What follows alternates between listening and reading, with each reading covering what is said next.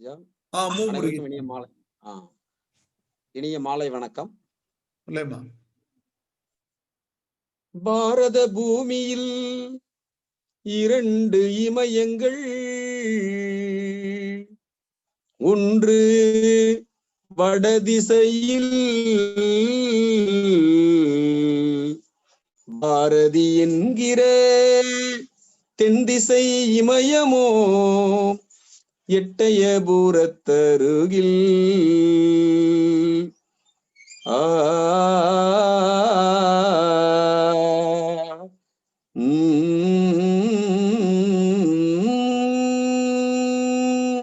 பாரத பூமியில் 2 இமயங்கள், பாரத பூமியில் 2 இமயங்கள், ஒன்று வடதிசையில்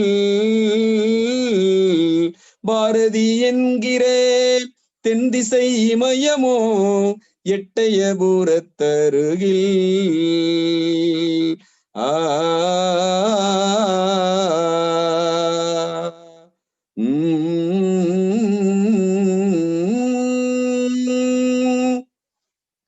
தந்த கவிதையெல்லாம் எழிற்கோலம், அவன் தமிழ் என்னும் காவிரிக்கு நதி மூலம்.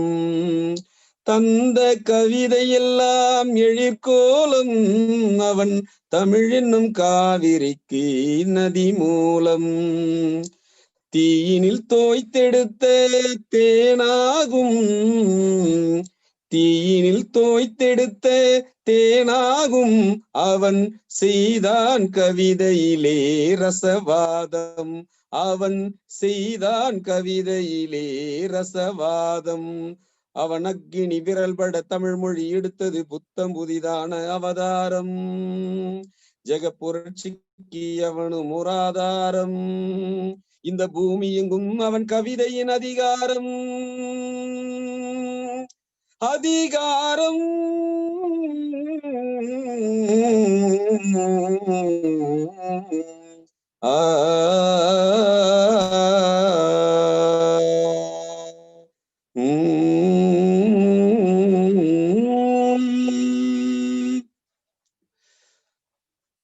சுதந்திர வீறு கொண்டு போராடினான், பெரும் துயர வறுமை கடல் நீராடினான். சுதந்திர வறுமை கொண்டு போராடினான், பெரும் துயர வறுமை கடல் நீராடினான். சூத்திரர் பஞ்சமர்க்காய் வாதாடினான், சூத்திரர் பஞ்சமர்க்காய் வாதாடினான், தண்ட சோறுண்ணும் பேடிகளை நிதம் சாடினான், தண்ட சோறுண்ணும் பேடிகளை நிதம் சாடினான். பாஞ்சாலி தேவிக்கும் பாரத தேவிக்கும் தரியில் செய்தான் பொன் சேலை, அவன் தந்த தமிழில் என்ன பூவேலை, அவன் தாளுக்கும் தோளுக்கும் சூட்டினின் பாமாலை, பாமாலை.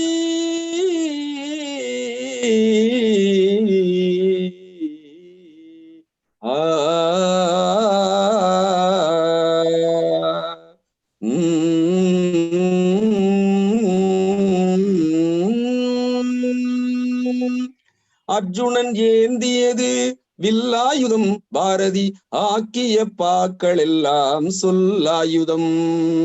அர்ஜுனன் ஏந்தியது வில்லாயுதம், பாரதி ஆக்கிய பாக்கள் எல்லாம் சொல்லாயுதம்.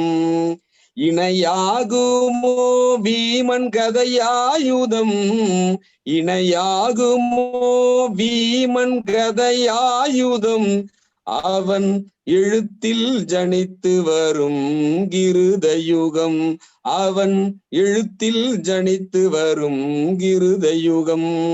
பாஞ்சாலி தேவிக்கும் பாரத தேவிக்கும் தரியில் செய்தான் பொன் சேலை, அவன் தந்த தமிழில் என்ன பூவேலை, அவன் தாளுக்கும் தோளுக்கும் சூட்டினின் பாமாலை, பாமாலை.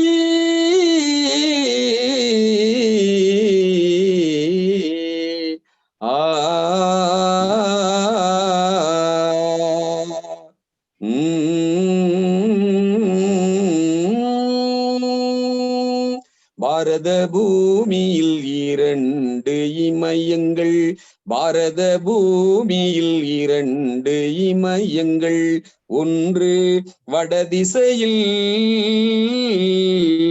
பாரதி என்கிற தென் திசை இமயமோ எட்டயபுரத்தருகில்.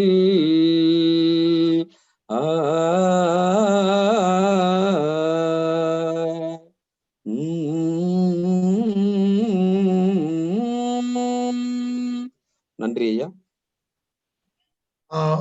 வணக்கம் நண்பர்களே. மிக அருமையான இசை பாடலோடு கவிதை ஒருவனுடைய மாத கூட்டத்தை தொடங்கி வைத்திருக்கிற திருவண்ணாமலை சன் கலை அறிவியல் கல்லூரியுடைய தமிழ்துறை பேராசிரியர், தமிழ்துறை தலைவர் அன்பிற்குரிய செந்தில்வேலன் அவர்களுக்கு கவிதை ஒருவன் சார்பாக நன்றி. ஒரு அரை நூற்றாண்டு காலமாக தமிழ் இலக்கிய உலகிலே தொடர்ந்து இயங்கி வருகிற கவிதை உறவனுடைய இம்மாத கூட்டம் இணைய வழியாக கடந்த சில மாதங்களாக நடைபெற்று வருகிறது. ஐயா அவர்கள் எப்பொழுதும் எங்களுடைய வீட்டுக்கு வந்து விடுவார். ஆனால் இன்று நிவர் போல புயலின் காரணமாக ஐயா அவர்கள் அவர்களது இல்லத்திலே இருக்கிறார்கள், நான் என்னுடைய வீட்டில் இருக்கிறேன். இப்பொழுது நிகழ்ச்சியை முன்னெடுத்து செல்லுமாறு கலைமாமணி ஏற்பாடியாளர்களையும் கவிதை ஒருவனுடைய ஒருங்கிணைப்பாளர் அன்பிற்குரிய தேசிய நல்லாசிரியர் விருது பெற்றிருக்கிற மதியழகன் அவர்களையும் வேண்டி விரும்பி கேட்டுக்கொள்கிறேன். இன்னொரு இசைப்பாடல் இருக்குங்க ஏற்பாடு ஐயா, ஈகவரசன ஒரு பாடல் பாட வச்சுட்டுமா? கவிதை ஒரு நிகழ்ச்சி போயிட்டு இருக்கீங்க, ஈகவரசன் நீங்க பாடிடுங்க.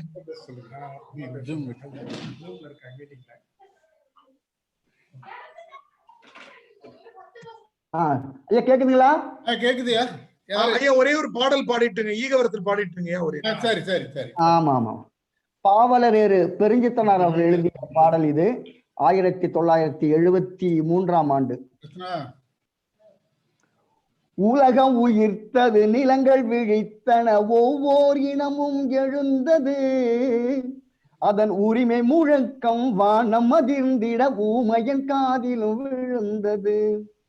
உலகம் உயிர்த்தது, நிலங்கள் ஒவ்வொரு இனமும் எழுந்தது, அதன் உரிமை முழக்கம் வானம் அதிர்ந்திட ஊமையன் காதிலும் விழுந்தது. நிலமும் விளைவும் மலையும் காடும் நீரும் பொதுவே என்றனர், அவர் நேர்மை குரலுக்கு ஒப்பாதவரை நீட்டிய வாழால் தின்றனர். புலமும் தூர்ந்திட உளமும் எங்கிட புலரா தூக்கும் தூங்கினாய், அட போக்கற்றவனே தமிழா நீதான் தாங்கினாய். உலகம் உயிர்த்தது, நிலங்கள் விழித்தன, ஒவ்வொரு இனமும் எழுந்தது, அதன் உரிமை முழக்கம் வானம் அதிர்ந்திட ஊமையன் காதிலும் விழுந்தது. குலமும் மதமும் உன்னை குலைத்தன, குடும்பம் தனக்கு இடர் இழைத்தனை, ஒரு கொள்கையும் இல்லை நோக்கமும் இல்லை கோடரி காம்பாய் உழைத்தனை. மனமும் கெட்டாய் குணமும் கெட்டாய் மதியும் கெட்டாய் வடிவிலே, மனமும் கெட்டாய் குணமும் கெட்டாய் மதியும் கெட்டாய் வடிவிலே, தன் மானம் இழந்தாய் உரிமை இழந்தாய் மண்ணும் இழந்தாய் முடிவிலே. தினமும் தோளும் வீரமும் விரலும் தேர்ந்தனை தமிழா அந்நாளில், பிற தின்னும் இலைக்கே காவல் நிற்க தெருவில் திரிவாய் இந்நாளில். இனமும் காவாய் மொழியும் பேனாய் எச்சில் சோறுண்டுடுத்தனை, உன் இன முன்னேற்றம் விளைவோதமையே எவர்க்கோ காட்டி கொடுத்தனை. நாணமும் வருமோ நாணமும் வருமோ நாளு வருமோ அரசோச்ச, இந்த நானிலம் எங்கும் தமிழர் புகழை 4 திசையும் அரசோச்ச. உலகம் உயிர்த்தது, நிலங்கள் விழித்தன, ஒவ்வொரு இனமும் எழுந்தது, அதன் உரிமை முழக்கம் வானம் அதிர்ந்திட ஊமையன் காதிலும் விழுந்தது. விழுவாய் குழியுள் என்றே எண்ணினர் வீட்டினர் சூழ்ச்சியில் சிக்கினை நீ, அவர் விரலை நீட்டிய திசையில் விரையும் உன் வீட்டிய காலை நக்கினை நீ. கழுவாய் உனக்கே இதுதான் தமிழா கடமையை செய்ய நீ வருவாய், உன் கான்முளை வருவோர் தமக்காயிலும் உயர் கடலின் உரிமையை நீ தருவாய். புழுவாய் விலங்காய் அடிமைப்பட்டது போது விடுதலை நாடிடுவாய், புழுவாய் விலங்காய் அடிமைப்பட்டது போது விடுதலை நாடிடுவாய். ஒரு புள்ளியர் எவனும் உன்னை நெருங்காமல் பூட்டை மரத்தை பாடிடுவாய். எழுவாய் தமிழா இன்றே இன்னே இனமும் காப்பாய் மொழி காப்பாய் நம் இனத்தை நாமே காட்டி கொடுக்கும் இழிவை மறப்பாய் பழி மீட்பாய் நம் இனத்தை நாமே காட்டி கொடுக்கும் இழிவை மறப்பாய் பழி மீட்பாய் உலகம் உயிர்த்தது நிலங்கள் விழித்தன ஒவ்வொரு இனமும் எழுந்தது அதன் உரிமை முழக்கம் வானம் அதிர்ந்திட ஊமையின் காதிலும் விழுந்தது அதன் உரிமை முழக்கம் வானம் அதிர்ந்திட ஊமையின் காதிலும் விழுந்தது ஊமையின் காதிலும் விழுந்தது. நன்றி, வணக்கம். நன்றிங்க ஈகவரசன் அவர்களுக்கு நன்றி. இன்றைய நிகழ்ச்சிக்கு சிறப்பு அழைப்பாளராக வந்திருக்கிற தமிழனுடைய நறுக்குகள் ஹைக்கூ துறையிலே தனிமுத்திரை பதித்திருக்கிற அருமைக்குரிய நண்பர் மு முருகேஷ் அவர்களுடையும், பெண்ணிய இலக்கிய உலகிலும் தொடர்ந்து இன்றைக்கு புதின இலக்கியத்திலும் முத்திரை பதித்து வருகிற அவர்களது துணைவியார் வெண்ணிலாமா அவர்களையும் கவிதையுடன் சார்பாக அன்புடன் வரவேற்று தேர்வடியார் மதியழகன் ஐயா அவர்களிடத்திலே இந்த அரங்கத்தினை ஒப்படைக்கிறோம். ஐயா, நீங்க தலைமை உரை வரவேற்புரை அந்த பகுதிகளை பாத்துங்க. உங்க ஒளி வாங்கிக்கிட்டு பேசுங்க. தொடங்கிக்கலாம். வரவேற்புரை ஐயா அன்மியூட் பண்ணிட்டேன்னா இருக்கு. குரல் கேக்குதுங்களா? கேக்குதா? கேக்குது.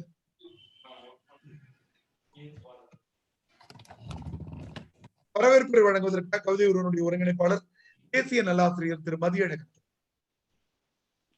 அனைவருக்கும் வணக்கம். இன்றைய கவிதை உருவனுடைய திங்கள் அறிவன் கிழமையில் பங்கேற்றிருக்கக்கூடிய கவிதை ஆளுமைகளே, உங்கள் அனைவரையும் இந்த இனிய மாலை பொழுதிலே வணங்கி மகிழ்வதிலும் வாழ்த்து மகிழ்வதிலும் பேருவகையும் பெருமகிழ்ச்சியும் அடைகின்றேன். இந்த நிகழ்ச்சிக்கு தலைமையேற்றிருக்கக்கூடிய கவிதை உறவினுடைய ஆசிரியரும் தமிழக அரசுடைய உயரிய விருதினை ஆரோக்கியதாசன் விருதினை பெற்றவருமாகிய கலைமாமணி ஏர்வாடி ராதாகிருஷ்ணன் அவர்களே, இந்த நிகழ்ச்சிக்கு சிறப்பு விருந்தினர்களாக வந்திருக்கக்கூடிய ஐக்கிய கவிதையினுடைய கவிதைகள் தடம் பதித்த ஐயா முருகேஷ் ஐயா அவர்களே, இலக்கிய தம்பதியராக இணையராக வந்திருக்கக்கூடிய அவருடைய துணைவியார் வெண்ணிலாமையார் அவர்களே, பெண்ணியத்திலே தடம் பதித்தவர், இன்றைக்கு நமக்கு சிறப்பு விருந்தினராக இந்த நிகழ்ச்சியிலே பங்கேற்றிருக்கிறார்கள். அவர்களையும் கவிதை ஆளுமைகளை அனைவரையும் வணங்கி மகிழ்கின்றேன். ஒவ்வொரு திங்களும் 4வது அறிவன் கிழமை கவிதை உறவு சார்பாக ஒவ்வொரு நிகழ்விலும் பல்வேறு கவிஞர்கள் பங்கேற்கக்கூடிய தமிழ்நாடு முழுவதும் இருந்து பல்வேறு கவிஞர்கள் தங்களுடைய கவிதைகளை இன்று படைக்க காத்திருக்கிறார்கள். இன்றைய தலைப்பு இதில் என்ன இருக்கிறது என்ற தலைப்பு. இந்த தலைப்பிலே உங்களுடைய கவிதைகளை எல்லாம் நீங்கள் படைப்பதற்கு ஆர்வத்தோடு வந்திருக்கின்றீர்கள். இன்று நம்ம எல்லாம்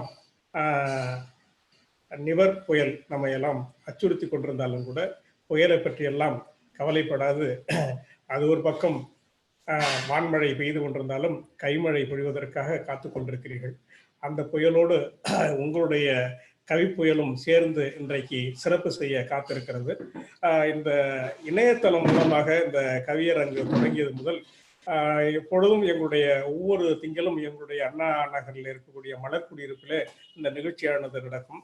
அப்பொழுதெல்லாம் அந்த நிகழ்ச்சியிலே ஒரு 20-25 கவிஞர்கள் மட்டுமே தான் பங்கேற்க வாய்ப்பு, பங்கேற்க வருவார்கள், நேரில் வருவார்கள். இன்ற இணையதளத்தில் வந்திருந்தால் உலகெங்கிலும் இருந்து சற்றேறக்குறைய ஒரு 35 கவிஞர்களுக்கு மேலாக பங்கேற்றுக் கொண்டிருப்பது மிக்க மகிழ்ச்சியையும் எங்களுக்கு ஆக்கத்தையும் ஊக்கத்தையும் தந்து கொண்டிருக்கிறது. அதோடு மட்டுமல்லாமல் இந்த கவிதை உறவு சார்பாக கருணை கூடை ஒன்றை அறிமுகப்படுத்தணும். அதிலே பல்வேறு கவிஞர்கள் தங்களை புரவலராக பாவித்து நிறைய தொகைகளை எல்லாம் வழங்கியிருக்கிறீர்கள். அதிலே தமிழ் கவிஞர்கள் வெளியே சொல்ல இயலாத மனக்குமுறோடு இருந்த இந்த கொரோனா காலத்திலே அவர்களுக்கெல்லாம் உதவித்தொகையாக இந்த கருணை கூடை மூலமாக நாங்கள் உதவி செய்து கொண்டிருக்கிறோம். வெளி உலகத்திற்கு தெரியாமல் ஓசைப்படாமல் அவர்களுக்கு நாங்கள் இந்த உதவியினை செய்து கொண்டிருக்கிறோம். ஏனென்றால் நம்முடைய தமிழ் கவிஞர்கள் மானம் மிகுந்தவர்கள், தோழமையோடும் ஏழமை பேசியல் என்ற இலக்கணமாக வாழ்ந்து கொண்டிருப்பவர்கள்.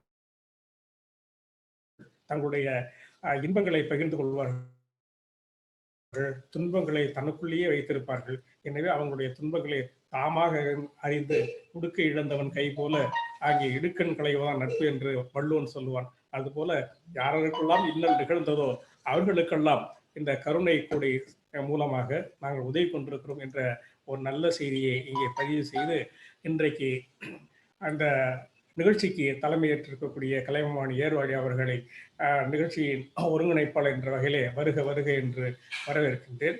அடுத்தது இந்த நிகழ்ச்சிக்கு சிறப்பு விருந்தினராக வந்திருக்கக்கூடிய இலக்கிய இணையர்கள் முருகேசன் ஐயா அவர்களையும் அவருடைய இணையர் வெண்ணிலா அம்மையார் அவர்களையும் கவிதை ஒருவன் சார்பாக வருக வருக என்று வரவேற்கின்றேன்.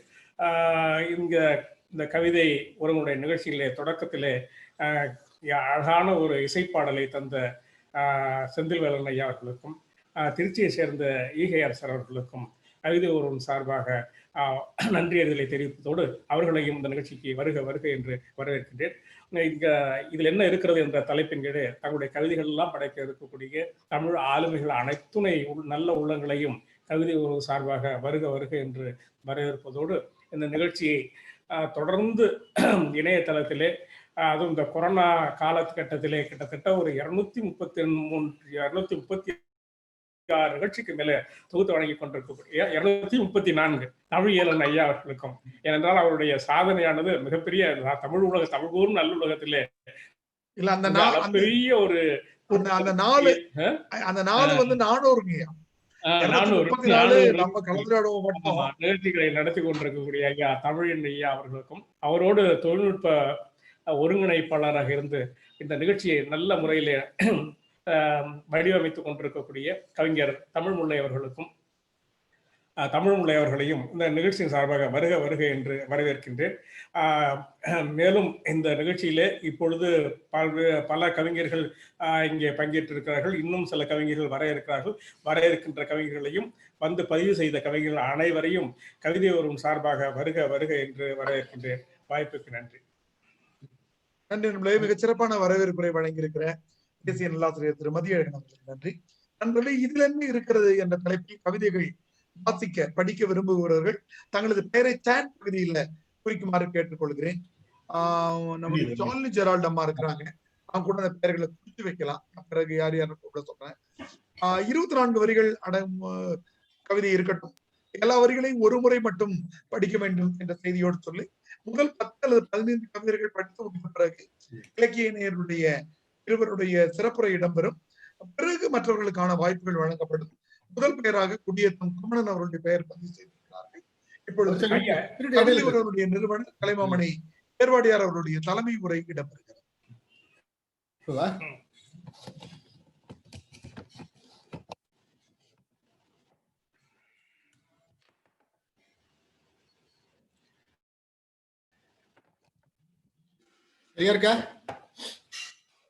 சவுண்ட் வருது இல்ல? தெளிவா கேக்குறீங்க? சரி சரி. கழுதகை நண்பர் அன்பிற்குரிய பேராசிரியர் தமிழன் அவர்களே, என்னுடைய கழுதகை நண்பர் தேசிய நல்லாசிரியர் ஐயா மதியழகன் அவர்களே, இந்த நிகழ்ச்சியில் சிறப்பு விருந்தினராக கலந்து கொள்கிற அன்பு சகோதரர் கவிஞர் முருகேஷ் அவர்களே, அன்பு சகோதரி வெண்ணிலா அவர்களே, திரளாக கூடியிருக்கிற பெருமக்களே, திரளாக கூடியிருக்கிற என்று நான் சொல்லலாம். காரணம், இதுவரை 72 பேர் இந்த நிகழ்ச்சிக்கு வந்திருக்கிறார்கள் என்று பார்க்கிற போது மிகுந்த மகிழ்ச்சியாக இருக்கிறது. பொதுவாக மதியழகன் ஐயா அவர்கள் குறிப்பிட்டதை போல கவிதை உறவு கூட்டங்கள் நடக்கிற போது பேருந்துகளை பிடித்து பல்வேறு போக்குவரத்து இடர்பாடுகளை எல்லாம் மீறி வந்து சேர்வதற்கு சிரமப்படுகிற சூழ்நிலையில் ஒரு 20-25 பேர் வந்தாலேயே ஒரு பெரிய விஷயம் என்பதாக இருக்கிற போது இந்த இணைய வழியாக இத்தனை நண்பர்கள் வந்து சேர்ந்து கொள்வது என்பது மிகுந்த மகிழ்ச்சிக்கும் பெருமைக்கும் உரியதாக இருக்கிறது. போகிற போக்கை பார்த்தால் இனி வருகிற கூட்டங்களை கூட இணையத்தின் வழியை கூட நடத்தி விடலாமா என்று கூட தோன்றுகிறது. அந்த அளவுக்கு இணையம் என்பது இப்போது மிகவும் புகழ்வாய்ந்ததாக எல்லோராலும் வரவேற்கப்படுகிற ஒன்றாக மாறி இருக்கிறது. அவரவர்கள் இருந்த இடத்திலேயே இருந்து கொண்டு இந்த நிகழ்ச்சியில் கலந்து கொள்வது என்பது ஒரு புதுமையாக இருக்கிறது. அந்த புதுமையை கரோனா நிகழ்த்தி இருக்கிறது என்பதற்காக நான் மகிழ்ந்தாலும் கூட நேரில் பார்க்கிற சுகம் என்பது இதில் இல்லை. நேரில் பார்க்கிற போது நலம் விசாரித்துக் கொள்வோம், ஒருவருக்கு ஒருவர் கைகுலுக்கிக் கொள்வோம். தாங்கள் கொண்டு வந்த நூல்களை ஒருவருக்கொருவர் வழங்கி மகிழ்வோம். கவிதை உறவுக்கு கவிதை தருகிறவர்களும் இது போன்ற கூட்டங்களில் கவிதை தருவார்கள். அவையெல்லாம் நாம் இப்போது இழந்திருக்கிறோம் என்றாலும் கூட இந்த நிகழ்ச்சியும் சற்று மகிழ்ச்சியை தருகிறது. வெகு விரைவில் நாம் எல்லோரும் சந்திக்கிற ஒரு வாய்ப்பை நாம் பெறுவோம் என்கிற நம்பிக்கை எனக்கு இருக்கிறது. இந்த நிகழ்ச்சியில் கலந்து கொள்கிற முருகேஷ் அவர்களை பற்றி உங்கள் எல்லோருக்கும் தெரியும். ஹைக்கூ என்பது கவிதையினுடைய மிகச்சிறிய வடிவம். அதைவிட சிறந்த வடிவம் குறள். அந்த குறள் தான் மிகச்சிறிய வடிவமாக இருக்கிற காரணத்தினால் உலகமெங்கும் புகழ்வாய்ந்த ஒன்றாக மாறியிருக்கிறது. எல்லோராலும் வரவேற்கப்படுகிற ஒன்றாக மாறியிருக்கிறது. மிக அண்மையில் இந்த குறளை பற்றி திருக்குறளையும் வள்ளுவனையும் தடை செய்ய வேண்டும் என்பதைப் போல ஒருவர் எழுதியிருக்கிற ஒரு கட்டுரை தினமணியில் வெளியானது. அது குறித்து தமிழ் அமைப்புகள் எல்லாம் மிகுந்த கவலையும் வருத்தமும் கண்டனத்தையும் தெரிவித்துக் கொண்டார்கள். எதற்கு எதை இணையாக சொல்வது, எதற்கு எதை முடிச்சு போடுவது என்கிற ஒரு விவசாயே இல்லாமல் அவர்கள் செய்திருக்கிற இந்த காரியம் என்பது தமிழ் கவிஞர்களையும் தமிழ் அறிஞர்களையும் வெகுவாக பாதித்திருக்கிறது. எங்களை எல்லாம் கொதிக்க செய்திருக்கிறது. ஒரு கட்டுரை எழுதுகிறார்கள் என்றால் அந்த கட்டுரையை அவர் எழுதிவிட்டு போகலாம். அதற்கு வேண்டாத வேலையாக தேவையில்லாமல் திருக்குறளை இழுத்து திருக்குறளையும் தடை செய்யலாமே என்ற ஒரு கருத்து வெளியிட்டிருப்பது என்பது வரவேற்கத்தக்கப்பட்ட கருத்தல்ல. அது கண்டனத்துக்குரிய கருத்து. அந்த வகையில் பல்வேறு தமிழ் அமைப்புகள் சேர்ந்து அதற்குரிய கண்டனத்தை தெரிவித்த போது கவிதை உறவும் அதில் சேர்ந்து கொண்டது. என்னோடு நண்பர்கள் பலரும் அதில் இணைந்து கொண்டார்கள். அந்த வகையில் சமூகத்திற்கும் இந்த தமிழுக்கும் ஏதாவது ஒரு இடர்பாடு வருகிற போது, ஒரு சங்கடங்கள் வருகிற போது எதிர்த்து நிற்பதில் கவிதை உறவும் தன்னுடைய பங்கை செய்து வருகிறது என்பதற்கு இந்த நிகழ்ச்சி ஒரு சான்றாக விளங்குகிறது. அந்த வகையில் பார்க்கிற போது கவிதை உறவு என்பது ஒரு இலக்கிய அமைப்பு என்பதோடு மட்டுமல்லாமல் சமூக அக்கறை உள்ள அமைப்பாக இயங்கிக் கொண்டிருக்கிறது என்பதை அருமை சகோதரர் மதியழகன் அவர்கள் இங்கே புலப்படுத்தினார்கள். இந்த கரோனா தீ நுண்மி பரவி இருக்கிற நேரத்தில் தங்களுடைய வாழ்வாதாரங்களை இழந்திருக்கிறவர்கள் எல்லாம் மிகுந்த சிரமங்களுக்கு இடையில் வாழ்ந்து கொண்டிருக்கிற போது யாரும் கேட்காமலேயே அவர்களுக்கு உதவி செய்ய வேண்டும் என்கிற எண்ணத்தில் கருணை கூடை என்கிற ஒரு திட்டத்தை நாங்கள் தொடங்கினோம். ஏறத்தாழ 2 லட்சம் ரூபாய் எங்களுக்கு வந்து கிடைத்தது. அதை நண்பர்களுக்கெல்லாம் வழங்கி மகிழ்ந்தோம். அந்த தொகையை யார் தருகிறார்கள் என்பதைத்தான் நாங்கள் விளம்பரப்படுத்தினோமே தவிர நாகரிகம் கருதி யார் வழங்கினார்கள் என்று நாங்கள் அதை சொல்லவில்லை. ஏனென்றால் பெறுகிறவர்கள் கூச்சப்படக்கூடாது என்பதற்காக ஒரு வலதுகை தருவதை இடதுகை தெரியாமல் செய்ய வேண்டும் என்பார்களே, அந்த வகையில் நாங்கள் எல்லோரும் அந்த பணியை மிகச் சிறப்பாக செய்து கொண்டிருக்கிறோம். இந்த நிகழ்ச்சி தமிழகத்தில் பெரிதும் வரவேற்கப்பட்ட ஒரு நிகழ்ச்சியாக விளங்குகிறது என்று பார்க்கிற போது பலரும் அதை பாராட்டியிருக்கிறார்கள். அது மட்டுமில்லாமல் தமிழில் எழுதுகிறவர்களுக்கு மிகுந்த உற்சாகத்தையும் கவிதை உறவு தந்து கொண்டிருக்கிறது. கவிதை உறவு அன்பர்கள் எப்போது அணிந்துரை கேட்டாலும் நாங்கள் எல்லோரும் எழுதி தந்து விடுகிறோம். நேரம் இல்லை என்று நாங்கள் சொல்வதே கிடையாது.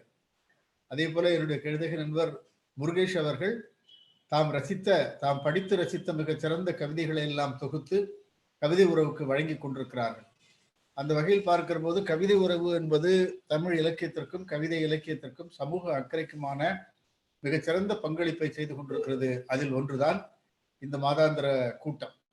இந்த கூட்டத்தில் கலந்து கொள்கிற அத்துணை பேரையும் வரவேற்பதில் நானும் மதியழகன் ஐயாவோடு இணைந்து கொள்கிறேன். இன்றைக்கு ஒரு அற்புதமான தலைப்பு ஒன்றை தந்திருக்கிறோம். இதில் என்ன இருக்கிறது என்று அதனுடைய தலைப்பு. பொதுவாக எதையாவது ஒன்றை செய்துவிட்டு அந்த தவறை சுட்டி காட்டுகிற போது இதில் என்ன இருக்கிறது என்று சொல்லி தப்பித்து விடுவார்கள். அது மட்டும் இல்லாமல் மிகப்பெரிய செய்திகளை கூட, மிகப்பெரிய தீமைகளை கூட இதில் என்ன இருக்கிறது என்று சொல்லி அதிலிருந்து நழுவிக் கொள்கிறவர்களை நாம் நிரம்ப பார்த்திருக்கிறோம். ஒரு சுவையான ஒரு தலைப்பு. இந்த தலைப்பில் நீங்கள் எப்படி சிந்தித்திருக்கிறீர்கள் என்று பார்ப்போம். மிக அற்புதமான கவிதைகளை வழங்கப் போகிற கவிஞர்களை எல்லாம் நான் வரவேற்கிறேன்.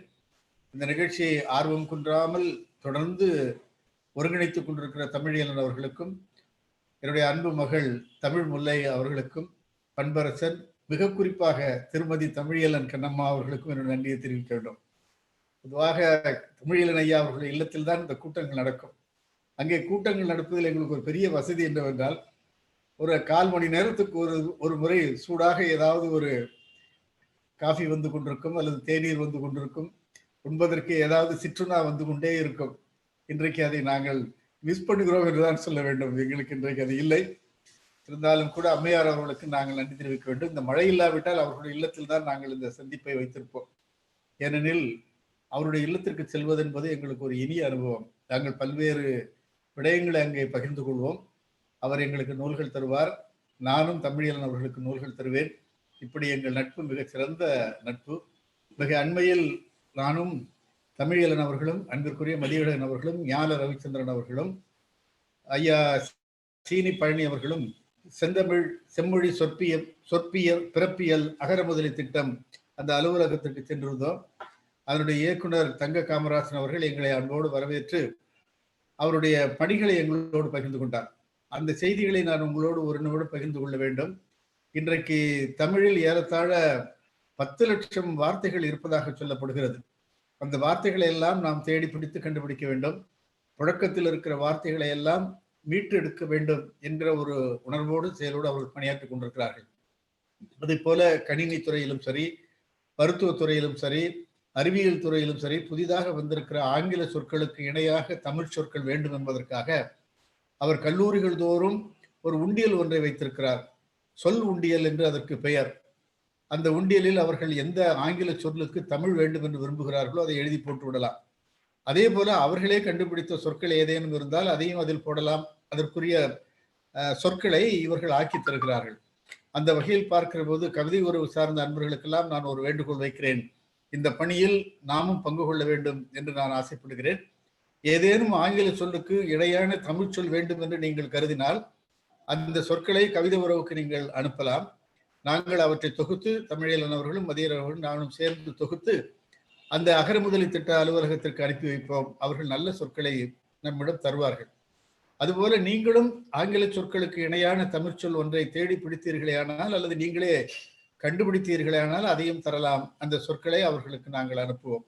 எல்லோருமாக இணைந்து தமிழை வளப்படுத்த வேண்டும் என்பது எங்கள் எல்லோருடைய எண்ணமாக இருக்கிறது. ஆகவே நீங்கள் அத்துணை பேரும் இதில் பங்கேற்க வேண்டும் என்று நான் அன்போடு கேட்டுக்கொள்கிறேன். இன்றைக்கு ஒரு அற்புதமான கவியரங்கத்திற்காக இந்த அரங்கத்தை உங்களிடம் ஒப்படைக்கிறேன். இந்த கவிதைகளை நாம் கேட்போம். இந்த தலைப்பை குறித்து அன்பு சகோதரர் ஐயா முருகேஷ் அவர்கள் என்ன நினைக்கிறார்கள்? முருகேஷ் அவர்கள் மிக சிறந்த பேச்சாளர், அதை விட மிக சுவாரஸ்யமான ஒரு மனிதர். செய்திகளை திரட்டி வைத்திருக்கிற ஒரு தேனியை போல அவர்களை நான் பார்க்கிறேன். ஐயா அவர்கள் இந்த தலைப்பு குறித்து என்ன சொல்லப் போகிறார்கள் என்பதை கேட்பதற்கு உங்களைப் போலவே நானும் ஆர்வத்தோடு காத்திருக்கிறேன். இந்த கவியரங்கத்தை முறைப்படி அன்பிற்குரிய சகோதரர் தமிழன் அவர்கள் அங்கிருந்து இயக்கட்டும். ஒவ்வொரு கவிஞரும் தங்களுடைய கவிதையை பாடி முடித்த பிறகு, ஒரு 10 கவிஞர்கள் பாடி முடித்த பிறகு அன்பிற்குரிய சகோதரர் முருகேஷ் அவர்கள் தங்களுடைய சிறப்பு உரையை வழங்க வேண்டுமா நான் அன்போடு கேட்டுக்கொள்கிறேன். பல்வேறு இடங்களிலிருந்து நாம் சந்தித்துக் கொண்டிருக்கிறோம். ஆகவே மிக நேர்த்தியாக இந்த நிகழ்ச்சியை நடத்த வேண்டும் என்று அன்போடு கேட்டுக்கொண்டு, நான் அடிக்கடி சொல்வதைப் போல எங்கள் தமிழ் என்பதில் இல்லை பெருமை, எங்கும் தமிழ் என்பதில் தான் நமது பெருமை என்பதாக சொல்லி தமிழை நாம் எங்கும் கொண்டு செல்ல வேண்டும், குறிப்பாக அதை கவிஞர்கள் கொண்டு செல்ல வேண்டும் என்கிற அன்பான வேண்டுகோளை வைத்து என்னுடைய தலைமை உரையை நிறைவு செய்கிறேன். நன்றி, வணக்கம். நன்றி நண்பர்களே. ஏன் மதியழகன் ஐயா அந்த சேட்ல பெயர்கள் குறிக்க முடியுது அவங்களால? இல்ல சார்லி ஜெரால்ட் அம்மாவை குறிக்க சொல்லட்டுமா? நான் குறிச்சு கொடுத்துறேன் இருங்க. இப்ப முதல்ல அருண் பாண்டியன் நான் குறித்தேன். சரி, பரவாயில்ல. நீங்க ஐயா ஒரு நிமிடம் உங்க ஒளி வாங்கி நான் எடுத்துக்கிறேங்க. நல்லது நண்பர்களே. கடந்த 50 ஆண்டு காலமாக புதிய கவிஞர்களை வரவேற்று ஊக்குவித்து வருகிற கவிதை உறவினுடைய நிறுவனர், தமிழக அரசினுடைய பாவேந்தர் மற்றும் கலைமாமணி விருது பெற்றிருக்கிற ஐயா ஏர்வாடியார் அவர்கள் தலைமை உரை ஆற்றி இருக்கிறார்கள். ஐயா அவர்களுக்கு வணக்கமும் நன்றியும். கலை சொற்பிறப்பியல் அகரமுதலி திட்டத்திற்கு சென்ற போது நாம் வேறொன்றையும் அறிந்தோம். பல்வேறு மரபு கவிஞர்கள் இருக்கிற இடத்திலே நாம் அறிவிப்பதில் மகிழ்ச்சி அடைகிறோம். தூய தமிழ் சொற்களால், அணித்தமிழ் சொற்களால் இயற்றப்படுகிற காப்பியங்களுக்கு சிறப்பு பரிசுகள் இந்த ஆண்டு முதல் வழங்கப்பட இருப்பதாக நாம் அறிகிறோம். எனவே தூய தமிழில் பாக்களை, புது கவிதைகளை, புதினங்களை எழுதுகிறவர்களுக்கு சிறப்பு பரிசு இந்த ஆண்டு முதல் வழங்க இருப்பதாக அறிகிறோம். அரங்கத்திற்கு வந்திருக்கிற திரைப்பட இயக்குனர் அன்புக்கும் அதற்குரிய பிருந்தாசாரதி அவர்களை அன்பு பாராட்டி வரவேற்கிறோம். தித்திக்கிரிய படத்தினுடைய இயக்குனர் ஆனந்தம், ஐயா, வேட்டை, அஞ்சான், சண்டைக்கோழி போன்ற படங்களுக்கு வசனகர்த்தாவாக இருந்திருக்கிற அன்புக்குரிய பிருந்தாசாரதி அவர்கள் அரங்கத்துக்கு வந்திருக்கிறார்கள். இப்பொழுது ஐயா மதியழகன் ஐயா, நீங்க உங்களுடைய உங்க ஒளி வாங்கி எப்ப வேணாலும் இயக்க முடியுங்க. உங்களுக்கு நான் இணை ஒருங்கிணைப்பாளர் தந்திருக்கிறேன் ஏர்வடியா போன். இதுல மதியழகன் ஐயா நீங்களே உங்க ஒளி வாங்கி இயக்கிக்க முடியும். இப்ப நீங்க முதல் கவிஞரை கூப்பிடலாம். பிருந்தாசாரதி ஐயாவையே கூட முதல்ல கூப்பிடுங்க, அல்லது 2வது 3வதா கூப்பிட்டாலும் சரி. தொடக்கத்துல கூப்பிடுங்க. அனுராதா கூப்பிடுங்க. அருண் பாண்டியனா? அருண் பாண்டியன். அருண் பாண்டியன். நண்பர்களே, கவிதையை வாசிக்கிறவர்கள் கவிதையை மட்டும் நேரடியாக தலைப்பு சொல்லி வாசிக்கணும். அப்பதான் நேரம் சரியாக இருக்கும். சிறப்புரையாளர்கள் 24 வரிகள் மட்டும் இருக்கிற மாதிரி பார்த்துக் கொள்ளுங்கள். எல்லா வரிகளையும் 2 முறை படிக்க வேண்டாம். ஏதேனும் குறிப்பிட்ட வரிகளை 2 முறை படித்தால் பரவாயில்லை. தேர்வாளர்களுடைய வழிகாட்டுதலோடு இந்த கவியரங்கத்தை மதியழகன் அவர்கள் தொடர்ந்து ஐயா, முதல் கவிஞராக அருண் பாண்டியன். அடுத்தது அவரை தொடர்ந்து அனுராதா அவர்கள் ஆயத்தமாக இருக்கவும்.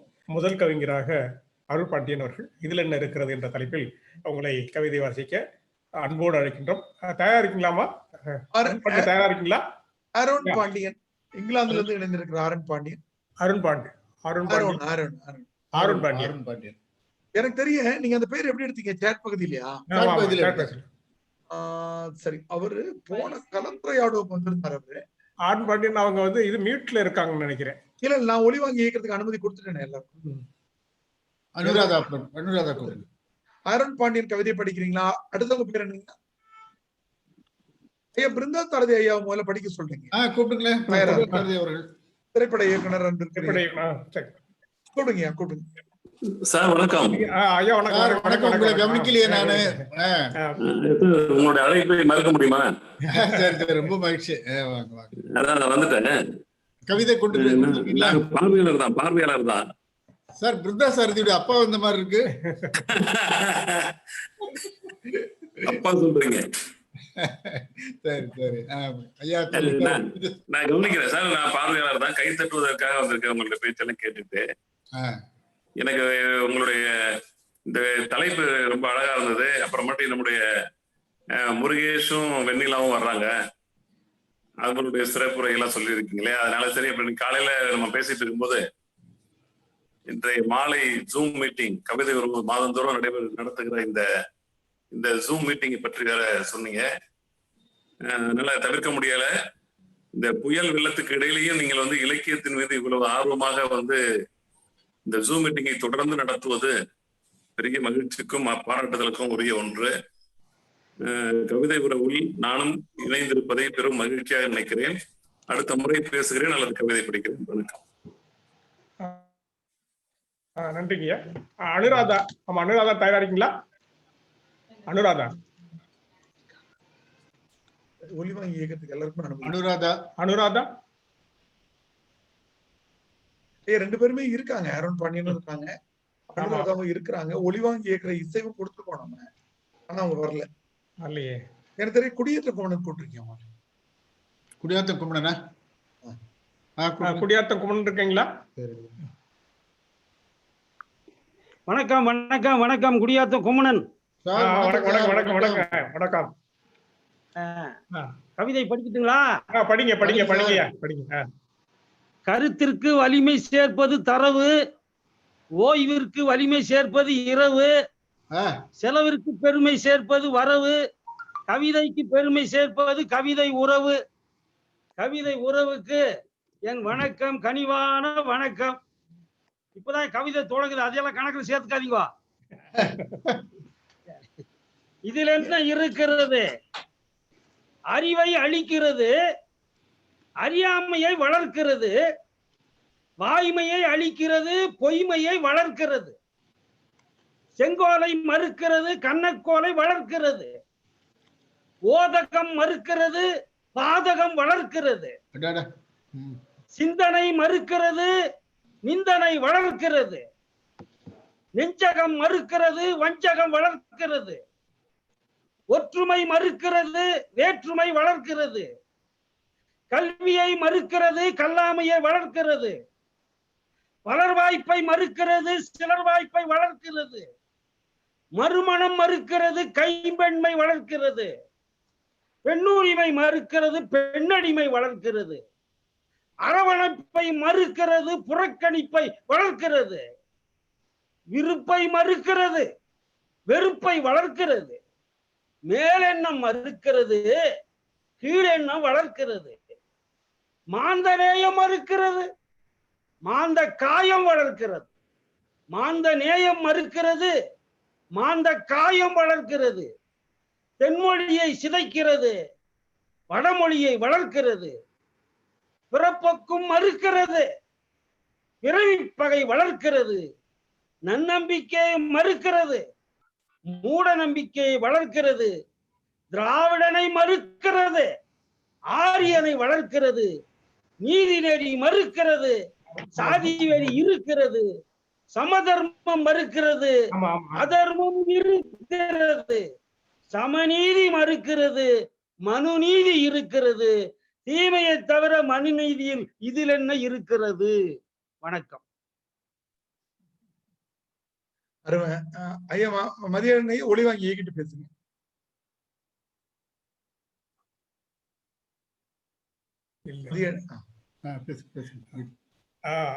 ஐயா குடியாத்தம் குமணன் ஐயா நம்முடைய கல்லூரி தோழர். அவரு எப்போதுமே அவர் ஒரு சந்த கவிதைகள்ல ரொம்ப அழகாக சொல்லுவார். அதே போல இன்றைக்கும் இதில் என்ன இருக்கிறது ரொம்ப அற்புதமான ஒரு கவிதையை தந்த நம்முடைய குடியாத்தம் குமணன் ஐயா அவர்களுக்கு கவிதை உறவு சார்பாக நன்றியையும் வாழ்த்துக்களையும் சொல்லி அமர்கிட்டோம்.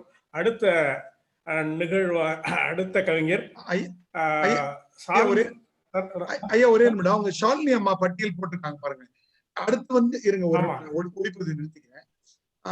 ஐயா வணக்கம், அனைவருக்கும் வணக்கம். ஷாலினி அம்மா அடுத்த பட்டியல் அவங்க மைக் அன்மியூட் கொடுத்துருங்க. அனைவருக்கும் வணக்கம். இதில் என்ன இருக்கிறது? சோறு உண்டு வாழ்ந்திருந்தோம், சாதம் சாப்பிட சொன்னார். இதில் என்ன இருக்கிறது, எப்படி சொன்னால் என்ன என்று ஏற்றோம் நாம். விழித்தெழுந்து தமிழில் சோறு என்று சொல் என்றால் குழம்புவது ஏன் என்றார் குழப்பிய பெருமக்கள். மயிலாடுதுறை என்ற தமிழ் மணக்கும் பெயர் இருக்க மாயூரம் என்றார் எதிர்க்காமல் ஏற்றோம். மானமுடையோர் தமிழ் மாண்பு காக்கச் சொன்னால் மாற்றுவது ஏன், இதில் என்ன இருக்கிறது, மாண்பு உயருமா பெயர் மாற்றினால் என்றார். அழகன் என்றும் செல்வி என்றும் அழகு தமிழ் பெயர் இருக்க சுரேஷ் என்றும் ஸ்வேதா என்றும் சூட்டிக் கொண்டோம் ஆரிய பெயர்களை. சூத்திரப்பட்டம் அப்போதும் தொலையவில்லை. இதில் என்ன இருக்கிறது என ஏமாந்தது போதும். தமிழ் பெயரை பிறமொழியில் எழுத இயலாததும், பிறமொழி பெயரை தமிழ் மொழியில் எழுத இயலாததும் தமிழ் மொழியின் குறை என்பார் சிறுமதியோர். பெருஞ்செல்வம் நமதென்று உணராது இறந்து நிற்கிறோம் மானமின்றி. தமிழில் பெயர்கள் என்பது தொடக்கமாகட்டும். தமிழ்மொழி காப்போம், தமிழ்நாட்டை மீட்போம். தமிழ்மொழி காப்போம், தமிழ்நாட்டை மீட்போம். நன்றி, வணக்கம்.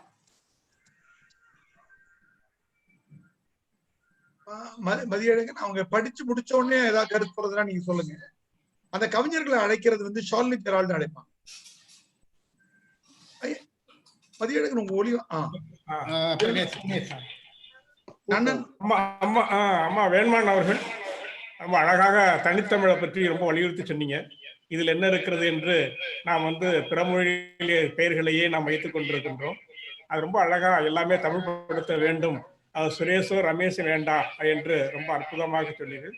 உங்களுடைய கவிதை தனித்தமிழையும் தமிழ் உணர்வையும் இந்த உலகுக்கு ஊட்டும் என்பது சொல்லி உங்களை வாழ்த்தி அடுத்த கவிஞர் நீங்க அழைக்கலாங்க ஐயா. தமிழில் ஐயா அவங்க ஷாலினி ஏர்வாடியார் அவருடைய இசையோடு ஷாலினி ஜெரால்டு அவர்கள் அழைப்பாங்க. ஐயா கூப்பிடுறாங்க ஐயா. அதாங்க ஐயா அந்த MP Venkatesan, doctor MP Venkatesan, doctor MP Venkatesan. அவர் பேர் இல்லைங்களே அங்க ஐயா இதுல. அதான் அந்த விவோன் போன்ல இருக்காங்க. ஐயா வணக்கம் ஐயா. ஐயா வணக்கம். படிங்க. வணக்கம் ஐயா. விவசாயியின் கண்ணீர் கதைன்னு சொல்லிட்டு ஒரு கவிதை. நிவார் புயல் என்னை மகிழ்விக்க வருவாய் என்று நினைத்தேன், புறப்பட்டு வருகின்ற என்று நினைத்து வானம் பார்த்து விதை விதைத்தேன்.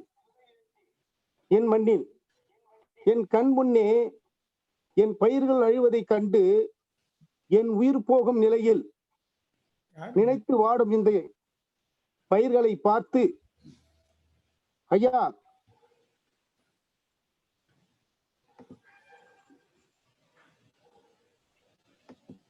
எப்போது என்னை மகிழ்விப்பாய் என்று நினைத்தேன், இன்று நீ வருவாய் என்று நினைத்திருந்தேன். என் கண்ணீரில் கண்ணீர் தான் வருகிறது. நிவார் புயலை கண்டு என் மனம் வேதனை அடைகிறது. இன்று ஏன் வந்தாய் என்று என் மனம் அழுகிறது. இது விவசாயியின் கண்ணீர் கருதி உங்கள் முன்னே. ஐயா ஐயா கேக்குது, நீங்க படிங்கய்யா. முடிச்சுட்டாருங்க. சரி. ஐயா, தலைப்பு இதில் என்ன இருக்கிறது? இவர் இப்போ அந்த நிவர் புயலை பற்றி கொஞ்சம் வருத்தமாக சொல்லி தங்களுடைய ஆதங்கத்தை வெளிப்படுத்த ஐயா அவர்களுக்கு நன்றி. அடுத்த கவிஞர் அழகியா. அடுத்தது அபயம்மாள் கை வைத்திருக்காங்க ஐயா. மதியழகன் ஐயா, ஏர்வடையர் ஐயா, உங்ககிட்ட 2 இன்ஸ்ட்ருமெண்ட் ஒண்ணு வந்திருக்கீங்களா? அதுல ஒண்ணு பக்கத்து ரூம்ல வச்சிருந்தீங்க, எல்லாம் ஒண்ணுல இருந்து வெளியில வந்துருங்க. 2 இருந்தீங்கன்னா அந்த எதிரொலி வந்துகிட்டே இருக்கும். இல்ல நான் ஆஃப் பண்ணிட்டேன். கவிதை உறவுகளுக்கு வணக்கம். இதில் என்ன இருக்கிறது? அரியலூர் மாவட்டத்தின் அனிச்ச மலர் அன்னையை இழந்தாள் அவள் பிறந்தபோது.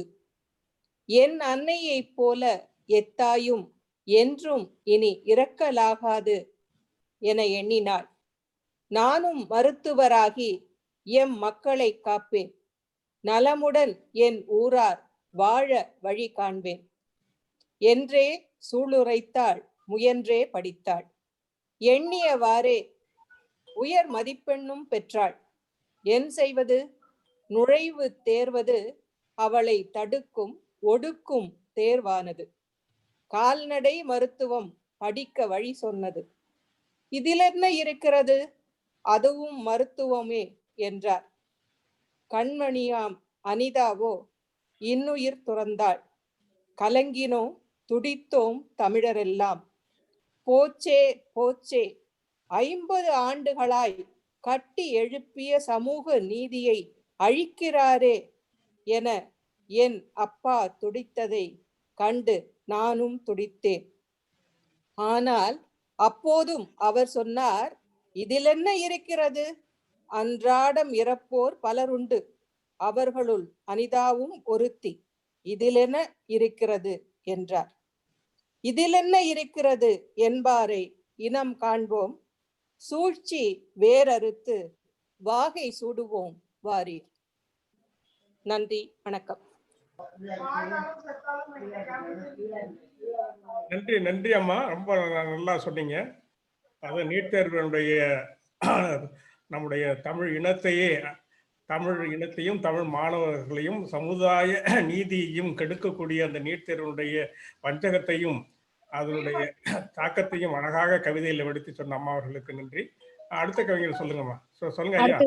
லாரன்ஸ் குமார் அவர் கை வைத்திருக்காருங்க ஐயா. அவர் பேர் கொடுத்திருக்காரு லாரன்ஸ் குமார். ஐயா நீங்க அட்மிட் பண்ணிட்டு பேசுங்க. அனைவருக்கும் வணக்கம். கவிதை உறவின் தலைவர் ஏர்வாடி ஐயா அவர்களுக்கும், கவிஞர் முருகேஷ் அவர்களுக்கும், எழுத்தாளர் வெண்ணிலா அவர்களுக்கும், கவிஞர் தமிழியன் அவர்களுக்கும் மற்றும் அனைத்து கவிஞர்களுக்கும் அன்பின் வணக்கம். இதுல என்ன இருக்கிறது? ஒன்று வந்த பிடாரி எல்லாம் உரசித்தான் பார்க்கிறாங்க. என் பாட்டனின் தத்துவத்தை தவறு என்று சொல்லுவதா? எழுதுவதற்கு அவன் கையில் தளங்கள் இருக்கு, புறக்கணிக்க நம் கையில் வழிகள் இருக்கு.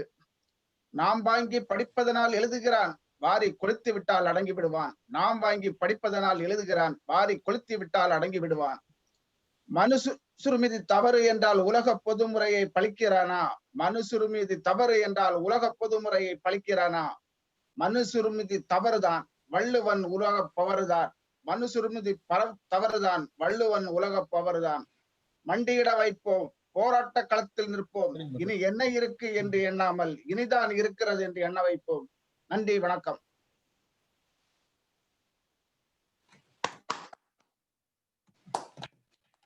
சிறப்பாக லாரன்ஸ் குமார் ஐயா அவர்கள் செத்த மொழியை தூக்கி வைத்துக் கொண்டு, இறந்த பாடையை தூக்கி வைத்துக் கொண்டு இதுதான் உயர்ந்த பாடை என்று சொல்லுகின்ற அந்த நயவஞ்சகர்களை சாட்டையடி குடித்தது போல லாரன்ஸ் குமார் அவர்கள் இதில் என்ன இருக்கிறது என்ற கவிதை மூலமாக இந்த திருக்குறள் தான் எல்லாம் இருக்கிறது என்று சொன்ன ஐயா அவர்களுக்கு நன்றி. மிக சிறப்பான கவிதையை காலம் கருதி நீங்கள் சொல்லியிருக்கிறீர்கள். உங்களுக்கு மகிழ்ச்சியும் பாராட்டுதலும். ஐயா, அடுத்த கவிஞர். அடுத்தது வசந்த்குமார் என்றவர் கை வைத்திருக்காருங்க ஐயா. வசந்த்குமார். ஐயா, வசந்தகுமார். வசந்த்குமார் அவர் இருக்காரு. வணக்கம். வணக்கம் வணக்கம் ஐயா. என் பெயர் வசந்தகுமார். தலைப்பு இதில் என்ன இருக்கிறது? இதில் என்ன இருக்கிறது? ஆம், இதில் என்ன இருக்கின்றது? ஒரு துளி நஞ்சுதானே பாலில் கலக்கட்டும், இதில் என்ன இருக்கிறது? என்னுடைய ஒரு ஓட்டுதானே நாட்டின் தலையெழுத்து மாறுமா, இதில் என்ன இருக்கிறது? கள்ளிப்பாடாக இருந்தால் என்ன, கருக்கலைப்பாக இருந்தால் என்ன, இதில் என்ன இருக்கிறது? கருத்துக்கடையாளன் என்ன, மதுக்கடையானால் என்ன, வருமானம் வந்தால் சரி, இதில் என்ன இருக்கிறது? தன் வீட்டு சுத்தம் போதும், வீதி சுத்தம் எனக்கதற்கு, இதில் என்ன இருக்கிறது? எல்லை வீரன் இறந்தால் என்ன, எதிர்த்து வீட்டுக்காரன் இறந்தால் என்ன, என்னை கேட்கவா போறான், இதில் என்ன இருக்கிறது? தனியார் மயமானாலும் தரிசு நிலம் என்ன மாண்டாலும், காடுகள் கட்டிடமானாலும் நான் கேட்டால் நின்று விடுமா, இதில் என்ன இருக்கிறது? வாங்கிய லஞ்சத்தில் அவன் அதிகாரிக்கு இனிமா கொடுத்தால் என்ன, சினிமா காட்டினால் என்ன, இதில் என்ன இருக்கிறது? உண்மை சம்பவமாய் செய்தவன் நாளை தலைமுறையை நடிக்க வைப்பதால் குற்றம் கூடும், இதில் என்ன இருக்கிறது? பெற்றெடுத்தவள் பிளாட்பாரன், வளர்த்தெடுப்பவன் வயோதிகன் நாளை காத்திருக்கிறான், இதில் என்ன இருக்கிறது? இன்று சிறுபிள்ளை செய்து விடாதே, நாளை சிறு பிள்ளையாய் அளவேண்டி இருக்கும், இதில் என்ன இருக்கிறது? ஆட்சி முடியும் ஓரத்தில் பாலம் கட்டும் அரசியல்வாதிகள் தம் கல்லாவை கட்ட, இதில் என்ன இருக்கிறது? அலட்சியத்தில் உயிர் பலி குடும்பத்தில் ஒருவருக்கு அரசு வேலை, இதில் என்ன இருக்கிறது? பட்டத்தை மட்டும் பெற்று அதை விண்ணில் விட முடியாது இளைஞனோ, இதில் என்ன இருக்கிறது? ஏழைக்கு உதவிட மனசு இருந்தால் போதும், பர்சு தேவையில்லை, இதில் என்ன இருக்கிறது? சுவரில்லாத திட்டங்களாக இன்று பஞ்சம் இல்லாத வாக்குறுதிகள், இதில் என்ன இருக்கிறது? கரையை கடந்த புயலுக்கும் கப்பம் கட்டும் அரசர்கள், இதில் என்ன இருக்கிறது? பருப்பு விட்டவன் நம்மை ஆண்டான், இனி பானிபூரி விற்பவனும் ஆழ்வான், இதில் என்ன இருக்கிறது? வெள்ளை சட்டைகள் சரியாக இருந்தால் கருப்பு சட்டைகளும் வேலை இல்லை, வெள்ளை சட்டைகள் சரியாக இருந்தால் கருப்பு சட்டைகளுக்கு வேலை இல்லை. கரை வெட்டியின் காலில் விழுந்தால்தான் காரணம் கூட காரியமாகும், இதில் என்ன இருக்கிறது? காணிக்கையை போடுபவன் எலும்பும் தோளுமாக, அதை எண்ணி போடுபவன் கொழுப்பும் சதையுமாக, இதில் என்ன இருக்கிறது? கொளுத்தவன் வெளுத்ததில்லை, வெளுப்பவன் கொளுத்ததில்லை, இதில் என்ன இருக்கிறது? ஆம், இதில் என்ன இருக்கிறது? நன்றி. வசந்தகுமார் ஐயா அவர்கள் அழகாக சொன்னார்கள். பானிபூரி விற்பவனும் ஆழ்வான் அப்படின்னு. நிச்சயமாக அது நம்முடைய உரிமைகளையும் நம்முடைய உணர்வுகள் இல்லாமல் இருந்தால் பானிபூரி விற்பவனும் ஆழ்வான், சீனக்காரனும் ஆழ்வான். ஏன்னா வெள்ளையெல்லாம் ஆழ்ந்து போயிட்டான். நம்முடைய உணர்வுகள் இப்படியே மழுங்கி இருக்குமே, ஆனால் எல்லோரும் நம்மை ஆழ்வார். நாம் சமஸ்கிருதத்துக்கு இத்தனை ஆண்டுகளாக அடிமைகளாகத்தானே இருந்தோம் என்பதை எல்லாம், சமூக அவலங்களை எல்லாம் அடுக்கடுக்காக அள்ளி தெளித்த வசந்தகுமார் ஐயா அவர்கள் இதில் என்ன இருக்கிறது கவிதை மூலமாக தன்னுடைய ஆதங்கத்தை வெளிப்படுத்தினார். ஐயா அவர்களுக்கு வாழ்த்துக்கள், பாராட்டுகள். ஐயா, அடுத்த கவிஞர் நளினி அசோகன் இருக்காங்களா? ஐயா, அடுத்த கவிஞர் ரஞ்சிதான்றவங்க பேர் கொடுத்திருக்காங்க ஐயா. ரஞ்சிதா. ரஞ்சிதா. ரஞ்சிதா. ரஞ்சிதா அம்மா வாங்க. ஷாலினியம்மா, அடுத்து அவங்கள அவங்க பேர் தெரிஞ்சதுன்னா அவங்கள ஒளி வாங்கி இசையை கொடுத்துட்டு போட்டுங்க. முன்னாடி அடுத்த கவிஞருக்கு இப்பவே இசையை கொடுத்துருங்க. அது ஒளி வாங்கி இயக்கிறது. சரிங்க ஐயா. வணக்கம் ஐயா. ரஞ்சிதா படிக்குமா ஐயா? இதுல என்ன இருக்கிறது? இதையும் பிடித்த உன்னோடு வாழ்வில் எதுவும் இருக்கிறது. இருள் முகமாயின் முன் வெண்மனம் கண்டே பறந்தேன் என் காதலில், இதில் என்ன இருக்கிறது? ஓர் வகுப்பில் முன்பகப்பையும் அறிந்தே அன்பை அறிவித்தேன், இதில் என்ன இருக்கிறது? சாதி மதம் நிறம்பாட்டாரும் காதல் ஆனோட, இதில் என்ன இருக்கிறது? இன்னும் நீ இட்டுக்கட்ட. நன்றி ஐயா. ரஞ்சிதா, அவங்களுடைய இணைய தொடர்பு சரியா கேட்காதுன்னா கூட ஒரு ஹைக்கூ கவிதையை போல அழகாக சொன்னீர்கள். இருந்தாலும் கூட அடுத்த நிகழ்வுல உங்களுடைய இது தெளிவாக இருக்கட்டும். அம்மையாருக்கு ரஞ்சிதா அம்மா அவர்களுக்கு நன்றி. அடுத்த கவிஞர் சொல்லுங்க. அடுத்தது பொதிகை மு செல்வராஜ் ஐயா கை வைத்திருக்காருங்க ஐயா. பொதிகை மு செல்வராஜ். ஐயா பொதிகை மு செல்வராஜ் ஐயா, நீங்க வாசிங்க உங்க கவிதையை. மு ரஞ்சிதா முருகேஷ் அவங்க தாங்க ஐயா இப்ப படிச்சாங்க. மு ரஞ்சிதா அவங்க முருகேஷ் வீட்ல இருந்து படிச்சாங்களான்னு கேட்டேன். தெரியலங்க ஐயா, இணைப்பு சரியா. வணக்கம். படிங்க ஐயா. வணக்கம் வணக்கம் வணக்கம். பொதிகை செல்வராஜன் பேசுறேன். இதில் என்ன இருக்குது, இதில் என்ன இருக்குது என்றே எதையும் அலட்சியம் செய்துவிடக் கூடாது. அதிலும் இருக்கும் 1000 செய்திகள் என்றென எண்ணிடல் நன்மையே. புற்றில் எதுவும் இல்லை என்று புரியாதிருத்தல் மடமையே. புற்றில் எதுவும் இல்லை என்று புரியாதிருத்தல் மடமையே. கொத்தும் பாம்பும் குடித்தனம் நடத்திதல் கூடும் என்பதும் உண்மை. உண்ணும் உணவிலும் உறங்கி கிடக்குது உயிரினை படித்திடும் நெஞ்சுமே. அதை கண்டு உள்ளம் பதைக்குது, பின் உண்டு உறங்கிட உள்ளமும் தினமும் மஞ்சி. நண்பனா எண்ணி நெஞ்சில் நிறுத்தி பண்புடன் பழகினும் தீமையே. தீயவர் என்றே ஒதுக்கி வைப்பினும் துயரம் துடைப்பவர் உண்டே. உண்டே என்பது உண்மையே. இயற்கையில் எல்லாம் இணைந்தே இருக்குது, முயற்சிகள் செய்தால் மகிழ்ச்சிகள் என்றும் தங்குமே. இயற்கையில் எல்லாம் இணைந்தே இருக்குது, முயற்சிகள் செய்தால் மகிழ்ச்சிகள் என்றும் தங்குமே. குப்பையில் கூட குண்டுகள் கிடக்கும் என்பதை எண்ணி இருந்திடப்பாரு. கும்பிட்ட வேலும் குழப்பத்தை விதைத்து அரசியல் தன்னை வளர்க்குது பாரு.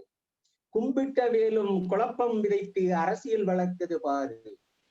கையை தட்டி விளக்கை ஏற்றி துரைத்திட எண்ணிய கொரோனா தானே மானுடம் தன்னை ஆட்டி படைக்குது. இயக்கம் தன்னை முடக்கி போட்டது, முகத்தை மூடிடும் வேதனை தந்தது. விழித்துக் கொண்டால் மட்டுமே பிழைத்துக் கொள்ள முடியும், அழைத்து கொள்ள வேண்டாம் அநீதிகளை. மாற்றங்களை எல்லாம் தடுக்கின்ற மதங்களை மாற்றி போட வேண்டும். மாறாது மானுடத்தை துண்டாக்கும் மாந்தர் என்றால் மண்ணாக்கி போட வேண்டும். எனவே மானுடமே, இதில் என்ன இருக்கு என்றொரு எண்ணம் இனியும் வேண்டாம். எதுவும் இருக்கும் என்பதை எண்ணிவிடு. நாட்டையும் வீட்டையும் நலிந்து விடாமல் காத்திட முயன்று விடு.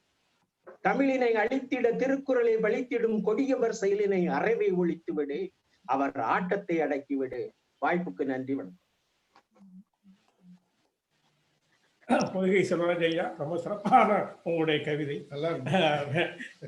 விழித்து கொண்டால்தான் பிழைத்துக் கொள்ள முடியும். ரொம்ப சிறப்பா சொன்னீங்க.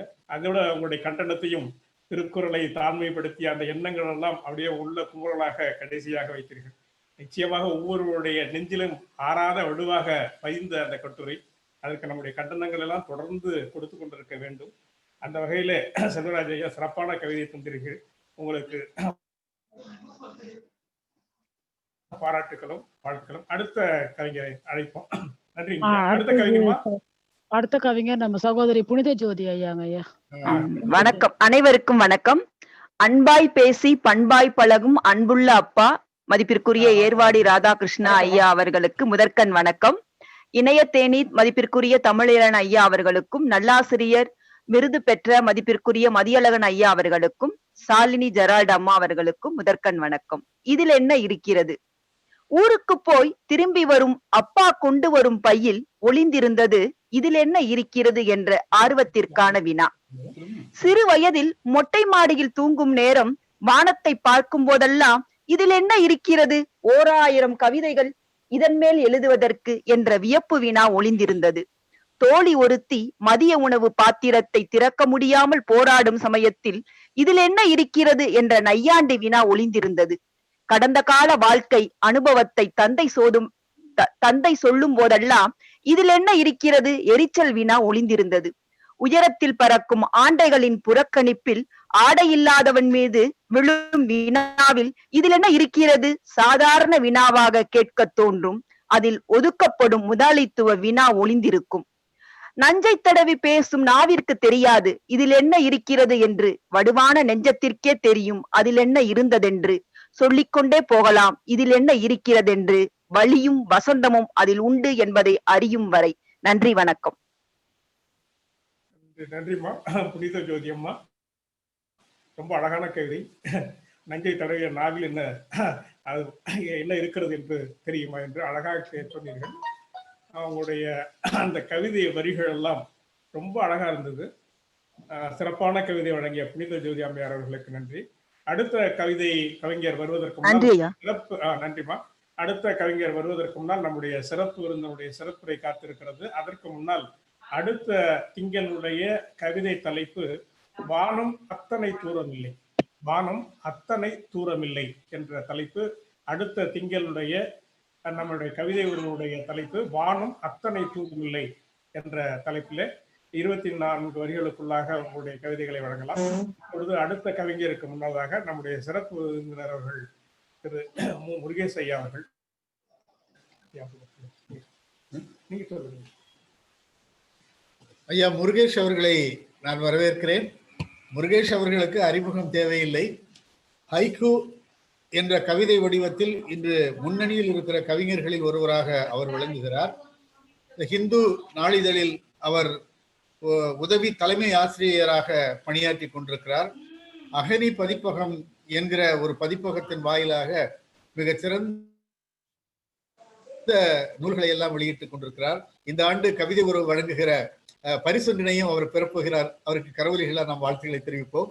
ஆண்டுதோறும் அவருக்கு கவிதை உறவு வழங்குகிற மிக சிறந்த நூல்களுக்கான விருது கிடைத்துக் கொண்டே இருக்கிறது. நாள்தோறும் உழைத்துக் கொண்டிருக்கிறவர், நல்ல நண்பர். அவருடைய துணைவியார் அன்பு சகோதரி வெண்ணிலா அவர்கள் இன்று ஒரு நிகழ்ச்சி காரணமாக வெளியே சென்றிருக்கிறார்கள். ஒருவேளை வந்து இணைந்து கொள்ளலாம் என்று நம்புகிறோம். இப்போது முருகேஷ் அவர்கள் இந்த தலைப்பு குறித்தும் கவிதை உறவு இயக்கம் குறித்தும் தங்களுடைய கருத்துக்களை வெளிப்படுத்துவார்கள். அவரை வரவேற்பதில் நான் மிகுந்த மகிழ்ச்சியும் பெருமையும் அடைகிறேன். வணக்கம். முருகேஷ், அவங்க வெண்ணிலா வர்றதுக்கான வாய்ப்பு இல்லாம இருக்கா? இனிய வணக்கம். ஐயா கேக்குதுங்களா? கேக்குது. முருகேஷ், அவங்க வெண்ணிலா வர்றதுக்கு வாய்ப்பு குறைவா? ஆமாங்க ஆமாங்க, அவங்க ஒரு நிகழ்வுக்கு போயிருக்காங்க. சரி, அப்படின்னா நீங்க ஒரு 20 நிமிடம் பேசலாம். நம்ம 2 பேருக்கு நாங்க ஆளுக்கு 10 நிமிடத்துக்கு வச்சிருந்தோம். நன்றிங்க. நீங்க ஒரு 20 நிமிடம் வரணும். ஒளி அளவு கேக்குதாங்கயா? கேக்குதுயா? கேக்குது. மழை பெய்கிறது, மழை பெய்கிறது, என்னோடு நினைய எவர் வருகிறீர்கள் என்று கேட்டான் ஒரு நாட்டுப்புற கலைஞன். மழையின் தாளம் கேட்குது கேட்குது, மனிதா மனிதா வெளியே வா என்றான் இன்னொரு நாட்டுப்புற கலைஞன்.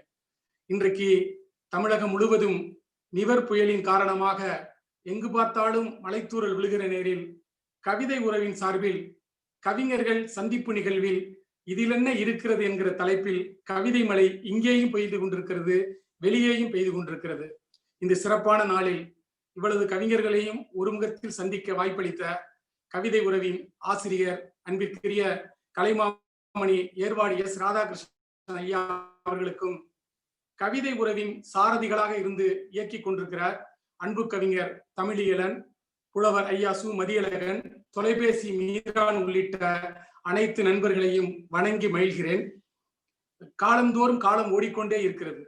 ஆனாலும் அதை கவிதை என்கிற ஒரு புள்ளியில் குவிக்கிற வேலையைத்தான் காலந்தோறும் படைப்பாளிகள் செய்து கொண்டிருக்கிறார்கள். அந்த வகையில் தமிழகத்தில் கடந்த 48 ஆண்டு காலமாக கவிதை உறவு என்கிற இதழ் வழியே தமிழ் கவிஞர்களை, மரபு சார்ந்த கவிஞர்களை, புது கவிஞர்களை, இன்றைக்கு எழுதி கொண்டிருக்கிற ஹைக்கூ எழுதி கொண்டிருக்கிற இளைய கவிஞர்கள் என அனைவரையும் ஒருங்கிணைத்து இமய முதல் குமரி வரை என்று சொல்வார்களே, அப்படி தமிழகம் முழுவதும் உள்ள கவிஞர்களை ஓரணியாக்கி கவிதை உறவு என்கிற இதழை அல்ல ஒரு இயக்கத்தையே நடத்தி கொண்டிருக்கிறார் கலைமாமணி ஏர்வாடியார் அவர்கள். உண்மையில் ஒரு படைப்பாளி ஒரு ஊர் சார்ந்து அறியப்படுகிறானா என்றால் நிச்சயமாக இல்லை. அரசியல் ஆளுமைகள், வெற்றி பெற்ற சாதனையாளர்கள் வேண்டுமென்றால் ஊரின் பெயரால் அவர்கள் அடையாளப்படலாம். ஆனால் படைப்பிலக்கிய துறையில் ஊரின் பெயரால் அடையாளப்படுகிற படைப்பாளர்கள் மிக மிக குறைவென்று சொல்வேன். நாமக்கல் கவிஞர் என்றால் ராமலிங்கம் பிள்ளை என்று சொல்வார்கள். பட்டுக்கோட்டையார் என்றால் மக்கள் கவிஞர் பட்டுக்கோட்டை கல்யாண சுந்தரத்தை சொல்வார்கள். அப்படி ஏர்வாடியார் என்கிற ஒரு சொல்லுக்கு தமிழகம் முழுக்க அறிவிப்படுகிற மிகப்பெரிய ஆளுமையாக ஏர்வாடியார் இருக்கிறார் என்பது தமிழர்களுக்கு மட்டுமல்ல, தமிழ் படைப்புலகில் இயங்கிக் கொண்டிருக்கிற என் போன்ற அனைத்து படைப்பாளிகளையும் சேரும். எனக்கு ஏர்வாடி அவர்களின் இதழோடு தொடங்கிய காலத்திலிருந்து அறிமுகம் என்று சொல்வது என் வயதை கூட்டி சொல்வதாகும். ஆகவே நான் எழுத தொடங்கிய காலத்திலிருந்து அவரின் கவிதை உறவின் விரல் பிடித்து வளர்ந்தவன் என்பதை என்னளவில் நான் பெருமையாக சொல்லிக் கொள்ள ஆசைப்படுகிறேன். ஏனென்றால் இன்றைக்கு தமிழ் சூழலில் எழுதி கொண்டிருக்கிற ஒரு படைப்பாளியை தோளில் தட்டி கொடுத்து இன்னும் எழுது என்று சொல்வதை விடவும் தலையில் கொட்டி உட்கார வைக்கிற வேலைகள் தான் பல மூத்த கவிஞர்கள் மட்டுமல்ல, ஒரே ஒரு புத்தகம் போட்ட கவிஞர்கள் கூட செய்து கொண்டிருக்கிற சூழலில் பல புத்தகங்கள், நூற்றுக்கணக்கான புத்தகங்கள், அதுவும் கவிதை, கட்டுரை, விமர்சனம், அவர் கவிதை உறவில் எழுதி கொண்டிருக்கிற அவர் மனதில் பதிந்த மாமனிதர்கள் என்று தனது எல்லா எழுத்தையும் நூலாக்கி பார்த்தாலும் கூட புதிதாக எழுதுகிறவர்களுக்கு வாய்ப்பளிக்கும் ஒரு சிவப்பு கம்பளத்தை அந்த கவிதை உறவின் இதழின் சார்பாக விரித்து வைத்திருக்கிறார். இந்த மிகப்பெரிய தமிழ் இலக்கிய பணிகளுக்காகவே ஏர்வாடியாரை தமிழ் கூறும் நல்லுலகம் கொண்டாட வேண்டும். அப்படியான கொண்டாட்டம் இன்று வேண்டுமானால் நிகழாமல் இருக்கலாம், விரைவில் அது கைகூடும் என்பதை நானும் அந்த பெருங்கூட்டத்தில் ஒருவனாக நின்று கொண்டு சொல்வதில் பெருமகிழ்ச்சி அடைகிறேன். நிச்சயம் அந்த காலம் கனியும் ஐயா. உங்கள் விரல் பிடித்து வளர்ந்த இளைய கவித்தம்பிகள் இன்றைக்கு தமிழ் இலக்கிய உலகில் தனக்கென ஒரு அடையாளத்தை பிடித்திருக்கிறார்கள் என்றால் அவர்கள் ஏறி வந்த படிக்கட்டில் கவிதை உறவும் ஒரு படிக்கட்டு என்பதை காலமும் மறக்காது, அந்த கவிஞர்களும் மறந்துவிட மாட்டார்கள் என்பதை நம்புகிறேன். வழக்கமாக கூட்டங்களுக்கு யாராவது அழைக்கும் போது என்ன தலைப்பில் பேசலாம் என்று கேட்பார்கள். நாமும் தலைப்பை சொல்வதுண்டு. இதை நான் எனது முகநூலிலும் பதிவு செய்திருக்கிறேன். இருந்தாலும் கூட இந்த நிகழ்வின் தொடக்கமாக அதை சொல்வது பொருத்தமாக இருக்கும் என்பதால் மீண்டும் சொல்ல ஆசைப்படுகிறேன். என்ன தலைப்பு என்று கேட்பார்கள். நாம் ஒரு தலைப்பை சொல்லுவோம். அந்த தலைப்பு நமக்கு பிடித்தமானதாக, நாம் பேசுவதற்கு ஏதுவாக இருக்கும். இன்னும் சொல்ல வேண்டால் நிகழ்ச்சி நடத்துபவருக்கு சிரமம் இல்லாமல் நாமே அந்த பணியை எடுத்துக்கொள்வதாக இருக்கும். ஆனால் ஏர்வாடியார் அவர்கள் இந்த கவிஞர்கள் சந்திப்பில் கேட்டதும் ஒரு நொடி கூட தயக்கம் இல்லாமல் ஐயா நீங்களே சொல்லுங்கள் என்று அம்பை அவர் பக்கமே திருப்பி விட்டேன். அதற்கு ஒரு மிகப்பெரிய காரணம் இருக்கிறது. ஏனென்றால் நான் எப்படி கவிதை உறவின் வாசகன் என்று சொல்லிக் கொள்வதில் பெருமை அடைகிறேனோ அதற்கு நிகராக ஏர்வாடியார் அவர்களின் ஒவ்வொரு எழுத்துக்கும் நான் முன்னிருக்கை வாசகன் என்பதையும் இந்த நேரத்தில் பெருமையாக சொல்லிக் கொள்கிறேன். அவர் கவிதை உறவு இதழில் எழுதுகிற 7ஆம் பக்கத்தை நான் படிக்காமல் ஒரு இதழையும் நான் மூடியதில்லை. இதழ் வந்ததும் நான் முதலில் எடுத்து படிப்பதே கவிதை உறவின் 7ஆம் பக்கம். அந்த 7ஆம் பக்கத்தில் இருக்கிற கவிதைகள் அந்த சமகால நிகழ்வை மிக நுணுக்கமாக துல்லியமாக பகடி பேசுவதோடு அதை ஒரு விமர்சன பூர்வமாகவும் அணுகிற மிக நேர்த்தியான ஒரு கவிதை அணுகுமுறை ஏர்வாடியாரிடமிருந்து நாம் கற்றுக்கொள்ள வேண்டியது. அதை விட எனக்கு ரொம்ப பிடித்தது அந்த கவிதைகளுக்கு அவர் வைத்திருக்கிற தலைப்பு. ஒவ்வொரு தலைப்பை பற்றியும் மணிக்கணக்கில் பேசலாம். அப்படி தனது கவிதைகளுக்கே அழகான தலைப்பை வைக்கிற ஏர்வாடியார் அவர் நடத்துகிற இலக்கிய நிகழ்ச்சியில் பேச போகிற நமக்கு அப்படி ஒரு நல்ல தலைப்பை தராமலா போய் விடுகிறார் என்கிற ஒரு பெரிய நம்பிக்கையில் தான் ஐயா நீங்களே சொல்லுங்கள் என்றேன். நான் சொன்ன அடுத்த வினாடியே இதுல என்ன இருக்கிறது என்றார். ஒரு கணம் ஒருவேளை நாம் சொல்வதை ஏற்றுக்கொள்கிறாரா அல்லது இதுதான் தலைப்பா என்கிற ஒரு சின்ன ஐயா இதுவா தலைப்பு என்றேன். ஆமாம் என்றார். எனக்கு அந்த கணத்தில் இருந்து இப்போது உங்களோடு உரையாடி கொண்டிருக்கிற இந்த கணம் வரை இதில் என்ன இருக்கிறது என்கிற அந்த இரு வார்த்தைகள், அந்த ஒரு வாக்கியம் தான் என் மனசுக்குள் ஓடிக்கொண்டே இருக்கிறது. எவ்வளவு அர்த்தம் புரிந்த வார்த்தைகள். தமிழில் தான் சொல்வார்கள் ஒரு வார்த்தை வெல்லும் ஒரு வார்த்தை கொள்ளும் என்று. அப்படி பொருள் புதைந்த கவித்துவமான வார்த்தைகளை தொடர்ந்து தனது 7ஆம் பக்க கவிதையில் சொல்லி வருகிற ஏர்வாடியார் தந்திருக்கிற இந்த தலைப்பு எனக்கு மட்டுமல்ல கேட்கிற உங்களுக்கும் உவப்பானதாக இருக்கும் என்பதால் தான் நானும் இந்த தலைப்பை சம்மதித்தேன்.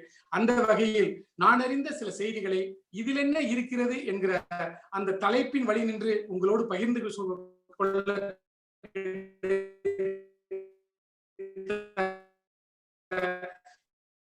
இந்த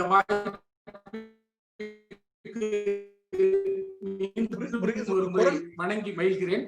இந்த நிகழ்வில் என்னோடு இணைந்து பங்காற்ற இருந்த எனது கவியினை வெண்ணிலா அவர்கள் தனது ஆசிரியரின் புதுமனை பொருட்படுத்தாமல் தனது சக ஆசிரியர் தொழில் வானில் நிலவு வரவில்லையோ அப்படி இந்த நிகழ்விலும் நிலவு இல்லாமல் கொஞ்சம் ஒளி கூர்ந்தே நானும் உங்களோடு பேசுகிறேன். சிறப்புரை என்றாலும் கூட மணி அளவு ஒரு 15 ஒரு 15 மணித்துளிகளுக்குள் எனது சிறப்புரையை ஒரு சிற்றுரையாக வழங்கவே நான் ஆசைப்படுகிறேன். தலைப்பு இதில் என்ன இருக்கிறது, இதில் என்ன இருக்கிறது என்கிற வார்த்தையை சொல்லும் போதே நிறைய நம் சிந்தனையின் பக்கங்கள் கிளைவிட்டு விரிகின்றன. சாதாரணமாக ஒரு விஷயத்தை இதில் என்ன இருக்கிறது என்று கடந்து போகிற மனிதர்களும் நம்மில் உண்டு. ஆனால் இதில்தான் இருக்கிறது என்று விடாப்பிடியாக பிடித்துக் கொண்டு சண்டை போடுகிற நண்பர்களும் நம்மிடையே உண்டு. பொதுவாக ஒரு வார்த்தைக்குள் என்ன இருக்கிறது என்பதை விடவும் அந்த வார்த்தை எதன் பொருட்டு எதனால் உச்சரிக்கப்படுகிறது, எங்கே உச்சரிக்கப்படுகிறது என்கிற பொருளை உணர்ந்து கொண்டு அந்த வார்த்தையை நாம் அணுகினால் இன்னும் அர்த்தம் நிறைந்ததாக இருக்கும். இன்றைக்கு கூட கவிதை அமர்வில் கவிதை வாசித்த நண்பர்கள் இதில் என்ன இருக்கிறது என்கிற தலைப்பை புயலோடு ஒப்பிட்டார்கள். சமூக நிகழ்வுகளோடு ஒப்பிட்டார்கள். எப்படி நமது குடும்ப நிகழ்வுகளில் கூட இப்படியாக இந்த தலைப்பை ஊடாடி பார்க்கும்போது கொஞ்சம் வேடிக்கையாக கூட இருக்கிறது. ஒரு திருமண விழாவில் கலந்து கொள்கிற தாய்மாமன், ஒரு முறையான தாய்மாமன் உட்கார்ந்து விருந்து சாப்பிடும் போது அவனுக்கு விருந்தில் ஒரு கரித்துண்டு குறைந்து போகிறது. அந்த கரித்துண்டு குறைந்ததற்காக அந்த கல்யாண வீட்டையே கலவரப்படுத்திய நிறைய தாய்மாமன்கள் நமக்கு தெரியும். அப்படி கலவரப்படுத்திய தாய்மாமன் அடுத்த ஒரு விழாவுக்காக அந்த வீட்டிற்கு வருகிறார். அப்போதே எல்லாரும் சொல்றாங்க, எப்பா அந்த ஆள் ஒரு மாறிப்பா, அதனால விருந்துல முதல்ல அந்த ஆளுக்கு எல்லாத்தையும் நல்லா கவனிச்சிரு, அப்புறம் அது பத்திர இது பத்திரன்னு சண்டைக்கு வர போறான் அப்படிங்கிறாங்க. அந்த தாய்மாமன் வந்து பந்தியில் உட்கார்கிறார். பந்தி பரிமாறுகிற சர்வ ஜாக்கிரதையோடு அவர் முன்னால் போய்கொண்டு பாத்திரத்தில் இருக்கிற கரித்துண்டுகளை பார்த்து கிளறி கிளறி எடுத்து இலையில வைக்கிறார். ஒரு கரண்டி 2 கரண்டி என்று மற்றவர்களுக்கு வைத்தவர் அவருக்கு மட்டும் 3 கரண்டிகளை வைக்கிறார். உடனே அந்த தாய்மாமன் கேட்கிறார், நாங்க என்ன கருதிங்கிறதுக்கு அங்க வந்து உட்கார்ந்துருக்கோம், இப்படி அள்ளி வைக்கிறேன் என்கிறார். இதை எதற்காக சொல்கிறேன் என்றால், சில மனிதர்களுக்கு காரணங்கள் முக்கியம் அல்ல, அவர்கள் செய்ய வந்த பிரச்சனை தான் அவர்களுக்கு முக்கியம். அவர்கள் வரிகளையோ வார்த்தைகளையோ பின்பற்ற மாட்டார்கள். தான் எதை நினைத்து வந்தோமோ அதை சாதித்து விட்டு போகிற ஒரு செயலைத்தான் அந்த மனிதர்கள் செல்கிறார்கள். அப்படியான மனிதர்களுக்கு இந்த இதில் என்ன இருக்கிறது என்கிற தலைப்பு ரொம்ப பொருத்தம்தான். இந்த தலைப்பில் நான் கவிதை உறவில் பேசுகிறேன் என்று முகநூலில் ஒரு பதிவினை போட்டதும் அந்த பதிவிற்கு கீழே அன்பு தம்பி மணிமார்பன் அவர்கள் ஒரு குறிப்பு எழுதியிருந்தார். இதில் என்ன இருக்கிறது என்றா கேட்டீர்கள், இதில்தான் எல்லாமும் இருக்கிறது என்று ஒரு சிறிய குறிப்பினை போட்டிருந்தார். யோசித்து பார்த்தால் அது கூட பெரிய உண்மை இருக்கிறது. ஏனென்றால் சில விஷயங்களை நாம் மேம்போக்காக மிகவும் கவனமின்றி ஒரு வெற்று பார்வையோடு இது என்ன இருக்கிறது என்று கடந்து போகிறோம். ஆனால் யோசித்து பார்த்தால் அதில்தான் எல்லாமும் அடங்கி இருக்கிறது. நண்பர்களே, நாம் இந்திய திருநாடு கிட்டத்தட்ட 3 நூற்றாண்டுகள் ஏகாதிபத்தியத்தின் அடிமைப்படுத்தினார்கள். பிறகு டச்சுக்காரர்கள் வந்தார்கள், பிறகு பிரிட்டிஷ்காரர்கள் வந்தார்கள், பிறகு பிரெஞ்சுக்காரர்கள் வந்தார்கள். நாம் எப்படி ஏகாதிபத்தியத்தின் கீழ் இப்படி ஐரோப்பியர்களின் கையில் அடிமைப்பட்டோமோ இதே வழியிலேயே இவர்கள் ஒவ்வொருவராக விடுதலை தந்துவிட்டு நம்மிலிருந்து வெளியேறி போனார்கள்.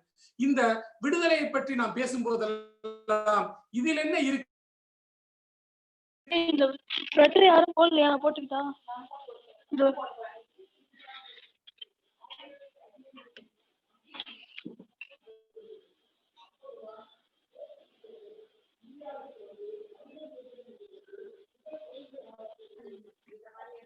முருகேஷ், உங்க குரல் சரியா கேட்கலையம்மா.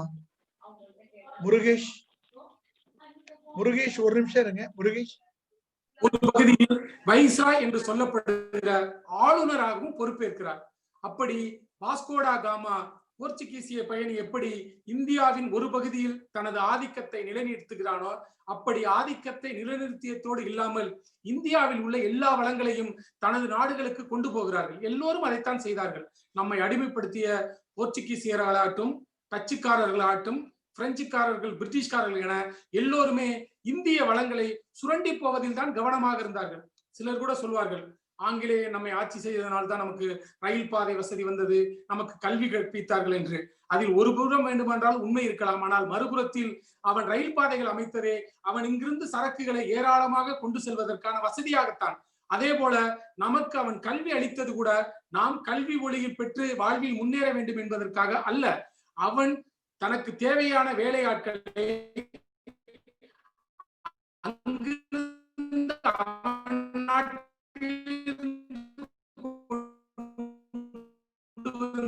இங்கு வேலை வாங்கினால் கூடுதல் ஊதியம் கேட்கிறான் என்பதற்காக இங்கிருந்தே அடிமை சேவகம் செய்ய ஆட்கள் வேண்டும் என்பதற்காக தான் நமக்கு கல்வியை கொடுத்தான். அதுதான் வரலாறு. அதனால்தான் அவனுக்கு நாம் செயலளவில் இந்தியனாகவும் அவன் தந்துவிட்டு போயிருக்கிறான். இன்னும் அதே கல்வியை தான் அடிமை. ஒரு மிகப்பெரிய சோகமான கல்வி வரலாறு. கல்வி வரலாறு ஒரு புறம் இருக்கட்டும், மீண்டும் போர்ச்சுகீசிய வரலாறுக்கு வருவோம். நமது இந்திய செல்வங்களை எல்லாம் வைரம், வைடூரியம் என்று, முத்துக்கள், பவளங்கள் என்று ஒரு கப்பலில் நிரப்பிக்கொண்டு அந்த கப்பலில் மிளகு உள்ளிட்ட நறுமண பொருட்களை கொண்டு போர்த்துகீசிய கப்பல் ஒன்று புறப்பட்டு செல்கிறது. அதை இங்கிலாந்தின் கப்பல் திருடர்கள் இருக்கிறார்கள் என்று நினைத்து அந்த கப்பலை இங்கிலாந்து கப்பல் படை கைது செய்து கொண்டு போகிறது. கப்பலில் இதில் என்ன இருக்கிறது என்று கேட்கிறார்கள். உடனே போர்ச்சுகீசிய கப்பலில் இருந்த மாலுமியும் அங்கிருந்த காவலர்களும் இதில் கடத்தல் பொருள் எதுவும் இல்லை, நாங்கள் எல்லாம் வியாபாரிகள், பக்கத்தில் இருக்கிற கீழே இந்தியாவில் தொழில் செய்துவிட்டு அங்கிருந்து பொருட்களை கொண்டு வருகிறோம், வேறு எதுவும் இல்லை. வேண்டுமானால் நீங்களே சோதனையிட்டு அந்த கப்பலுக்குள் சென்று சோதனையிட்டவர்கள் அப்படியே அதிர்ந்து போகிறார்கள். அந்த கப்பலுக்குள் பார்த்தால் விலை மதிக்கவே முடியாத முத்து, பவளம், வைரங்கள் இருக்கின்றன. பல்வேறு விதமான நறுமணப் பொருட்கள். அதில் குறிப்பிடத்தக்க ஒரு பொருளாக நான் பதிவு செய்ய விரும்புவது மிளகு. மிளகுவின் மருத்துவ பயணம் இன்றைய தலைமுறைக்கு முற்றாக தெரியாது. நம் வீடுகளில் வைக்கப்படும் பொங்கல் பதார்த்தத்தில் இருக்கிற அந்த மிளகை எடுத்து வைத்து விட்டுதான் நம் குழந்தைகள் சாப்பிடுவதை இன்னும் பார்க்க முடிகிறது. நம் குழந்தைகள்கிட்ட ஏன்பா அதை எடுத்து வைக்கிறீங்க, அதை சாப்பிடுங்க என்று சொன்னார், அவர்கள் கூட நம்மை பார்த்து கேட்பது இந்த வார்த்தைகள் தான், இதில் என்ன இருக்கிறது என்றுதான். அது மிளகின் மருத்துவ குணம் மட்டும் தெரிந்து கொள்ளாதனால் வந்த விளைவல்ல, அந்த மிளகுக்கு பின்னால் இருக்கிற நம் தேசத்தின் அடிமை வரலாறை தெரிந்து கொள்ளாத விளைவாகத்தான் அவர்கள் அப்படி பேசுவதாக நான் எண்ணுகிறேன். அந்த வகையில் அந்த போர்ச்சுகீசிய கப்பலில் இருந்த அந்த மிளகு மற்ற விலை மதிக்க முடியாத பொருட்களை பார்த்தவர்கள் எந்த நாடு என்று அதிர்ந்து போய் கேட்கிறார்கள். அந்த போர்ச்சுகீசிய மாலுமி மீண்டும் சொல்கிறார், இது கீழைத்தேய நாடான இந்தியா என்கிற ஒரு நாட்டில் இருந்து நாங்கள் இதையெல்லாம் வியாபாரம் செய்து கொண்டு வருகிறோம் என்று சொல்கிறார். அப்போதுதான் இங்கிலாந்து கப்பல் படையினர் அந்த அரசருக்கு உடனே தகவல் சொல்கிறார்கள், இப்படி ஒரு நாடு இருக்கிறது, அங்கே இவ்வளவு செல்வங்கள் இருக்கிறது, சாதாரண வியாபாரிகளாக போன போர்ச்சுகீசியர்களுக்கே இவ்வளவு செல்வங்கள் கிடைக்கிறது என்றால் அந்த நாட்டில் நாமும் காலூன்ற வேண்டும் என்றுதான் 15ஆம் நூற்றாண்டின் மத்திய பகுதியில் கிழக்கிந்திய கம்பெனி என்கிற கொடியோடு இந்தியாவிற்குள் பிரிட்டிஷார் வருகிறார்கள். அவர்கள் நமக்குள் இருந்த சிறு சிறு இடைவெளிகளுக்குள் புகுந்து வியாபாரம் செய்கிறோம் என்று வந்தார்கள், நம்மை ஆட்சி செய்தார்கள். ஆனால் 1947 ஆகஸ்ட் 15 நாம் விடுதலை பெற்றோம். அதற்கு பின்னான இந்திய திருநாட்டை ஒப்பிட்டு ஒரு புதுக்கவிஞன் வேடிக்கையாக எழுதினான், வியாபாரம் செய்ய வந்த வெள்ளையர்கள் ஆட்சி நடத்தினார்கள், ஆனால் ஆட்சி நடத்த வந்த நம்மவர்கள் வியாபாரம் செய்கிறார்கள் என்று இந்த தேசத்தின் அவலத்தை மிக நுட்பமான வரிகளால் பதிவு செய்தார் ஒரு புதுக்கவிஞர். அப்படி நம் இந்திய தேசத்தின் அடிமை வரலாறுக்கு பின்னால் இன்றைக்கு நம் குழந்தைகள் உணவிலிருந்து வேண்டாம் என்று ஒதுக்கி வைக்கப்படுகிற மிளகு இருக்கிறது. அந்த மிளகில் என்ன இருக்கிறது என்றால், அந்த மிளகில் மிகச்சிறந்த மருத்துவ குணங்களோடு வெறும் காரத்தன்மை மட்டுமல்ல மிளகின் குணம், மிளகில் மருத்துவ குணங்களும் இருக்கிறது. அதனை இன்றைய தலைமுறை குழந்தைகளுக்கு சொல்ல தவறியது நம் தவறா, அல்லது அவற்றையெல்லாம் அறிந்து கொண்டு நம் வரலாற்றின் மீது நின்று இந்த தேசத்தின் பெருமைகளை கொண்டாட தவறியது இளைஞர்களின் தவறா என்பது ஒரு மிகப்பெரிய விவாதத்திற்குரிய தலைப்பு என்றாலும் கூட அது குறித்து இதில் என்ன இருக்கிறது என்கிற சிந்தனையை இன்றைய இளைஞர்கள் பெற வேண்டும் என்றும் ஆசைப்படுகிறேன். அதனால்தான் ஒரு வரலாற்று அறிஞன் மிக அழகாமல் போனால் இன்று என்ன செய்வது என்று புரியாமல் போகும். இன்று என்ன செய்வது என்று புரியாமல் போனால் நாளை என்பது நம் கையில் இல்லை என்று எழுதினால் ஒரு வரலாற்று அறிஞன். அப்படி நேற்றின் வரலாறை நாம் தெரிந்து கொள்வதும் இன்றின் வரலாற்றின் மேல் நின்று நாளைய உலகை சமர்ப்பிப்பதும் நமது ஒவ்வொருவரின் கடமையாகும். அதற்கு மிகச்சிறந்த புத்தக சிறைகள் நம் கைகளில் இருக்கின்றன. ஒரு நண்பர் கூட எழுதியிருக்கிறார், படிக்காத புத்தகம் எப்படி பழைய புத்தகமாகும் என்று. அப்படி நம் வீடுகள் தோறும் இருக்கிற புத்தகங்களை நாம் வாசிக்கிறோமா? இன்றைய தலைமுறை குழந்தைகளின் கையில் பாட புத்தகங்களை தாண்டி பிற புத்தகங்களை வாசிக்க கொடுக்கிறோமா என்கிற கேள்வியை நமக்குள் எழுப்ப வேண்டிய ஒரு முக்கியமான காலகட்டத்தில் இன்றைக்கு வாழ்ந்து கொண்டிருக்கிறோம். ஏனென்றால் நவீன அறிவியல் தொழில்நுட்பம் வீட்டு படிதாண்டாமலேயே உலகின் திசைகளை எல்லாம் நாம் இணைக்கிற ஒரு மிகப்பெரிய சக்தியை இன்றைக்கு தந்திருக்கிறது. அதுவும் கொரோனா போன்ற பெருந்தொற்று காலத்தில் கூட இப்படி இலக்கியம் வழியே இணையம் வழியே இலக்கியத்தை வளர்க்கிற, இலக்கியத்தின் வழியாக இணைந்திருக்கிற பல்வேறு நட்பு நெஞ்சங்களை நாம் எல்லாம் பெற்றிருக்கிறோம் என்றால் அதற்கு நவீன அறிவியல் தொழில்நுட்பம் மிகப்பெரிய அளவில் நமக்கு கை கொடுத்திருக்கிறது. அதை கொண்டாடுவோம், அதை சரியான வகையில் பயன்படுத்திக் கொள்வோம். அதே நேரத்தில் எந்நேரமும் கைகளில் செல்போன்களோடு இணையத்தில் இணைந்து என்ன மாதிரியான தொடர்புகளில் இன்றைய குழந்தைகள் இருக்கிறார்கள் என்கிற ஒரு வருத்தம் தோய்ந்த கேள்வியையும் இந்த நேரத்தில் நாம் எழுப்பிக் கொள்ள வேண்டும். நாம் எந்நேரமும் கையில் போனை, செல்பேசியை வைத்துக் கொண்டு பேசிக்கொண்டு நம் குழந்தைகளை நீ பேசாதே, போனை வைத்து விட்டு படி என்று சொன்னால் ஒரு குழந்தையும் படிக்காது. முதலில் நம் கைகளில் புத்தகத்தை எடுத்து படிக்கிற ஒரு வாசிப்பு பழக்கத்தை நாம் உருவாக்க வேண்டும். இன்றைக்கு வாசிப்பு பழக்கம் என்பதே அருகி வருகிற சூழலை நாம் பல்வேறு இடங்களில் பார்க்கிறோம். சென்ற புத்தக கண்காட்சி வாங்கிய புத்தகமே இன்னும் என் வீட்டில் படிக்காமல் இருக்கிறது என்று சொல்கிற நண்பர்களின் எண்ணிக்கை கொஞ்சம் கொஞ்சமாக கூடி வருகிறது. இன்றைக்கு பக்கத்தில் இருக்கிற கேரள மாநிலம் இந்தியாவிலேயே எழுத்தறிவு அதிகம் பெற்ற மாநிலம் என்று கொண்டாடப்படுகிறது. அந்த கேரள மாநிலத்தில் கிட்டத்தட்ட 3.5-4 கோடி கேரள மாநிலத்தைச் சேர்ந்தவர்கள் மலையாளிகள் வசிக்கிறார்கள். ஆனால் என் பெருமைமிகு தமிழ்நாட்டில் கிட்டத்தட்ட 6.5 கோடி தமிழ் மக்கள் வசிக்கிறார்கள். கேரளாவில் அன்றாடம் வருகிற நாளிதழ்களில் எல்லா நாளிதழ்களின் மொத்த விற்பனையை சேர்த்தாலே 2.5-3 கோடியை தாண்டும் என்கிறது ஒரு பத்திரிகை புள்ளி விவரம். ஆனால் 6.5 கோடி தமிழர்கள் வாழ்கிற தமிழ்நாட்டில் இன்றைக்கு பல்வேறு நாளிதழ்கள் வந்தாலும் கூட தினமும் நாளிதழ்கள் படிப்பவர்களின் எண்ணிக்கை என்று பிரபலமான நாளிதழ், சிறிய அளவிலான நாளிதழ் என்று அனைத்து நாளிதழ்களையும் ஒரு வட்டத்திற்குள் சுருக்கினாலும் கூட சுமார் 1 கோடி நாளிதழ்கள் கூட தமிழகத்தில் விற்பதில்லை என்கிற ஒரு வருத்தமான செய்தி தான் கிடைக்கிறது. யாரையாவது பார்த்து இன்றைக்கு நாளிதழ் படித்தீர்களா என்று கேட்டால் அதற்கெல்லாம் எங்கெங்க நேரம் என்று சொல்கிற மனிதர்களை நாம் பரவலாக பார்க்கிறோம். இந்த மண்ணில் பிறந்த ஒவ்வொரு மனிதனுக்கும் 24 மணி நேரம் தான். ஆனால் அந்த 24 நேரத்தில் நாம் வாழும் சமூகம் என்னவாக இருக்கிறது? இந்த சமூகத்தின் இன்றைய போக்கு என்ன? இந்த சமூகம் அடுத்து எதை நோக்கி பயணிக்க போகிறது? எதை நோக்கி பயணிக்க வேண்டும் என்கிற கேள்விகளை நாம் எழுப்ப வேண்டும் என்றால் அன்றாடம் நாளிதழ்கள் வாசிக்கிற ஒரு நல்ல பழக்கத்தை கை கொள்ள வேண்டும். இன்றைக்கு நாளிதழ் படிக்கிற பழக்கம் குறைந்து போனதால் தான் இந்த சமூகம் குறித்த அக்கறையும் இலக்கியத்தின் மீதான ஈடுபாடும் வெகுவாக குறைந்து வருவதாக நான் பார்க்கிறேன்.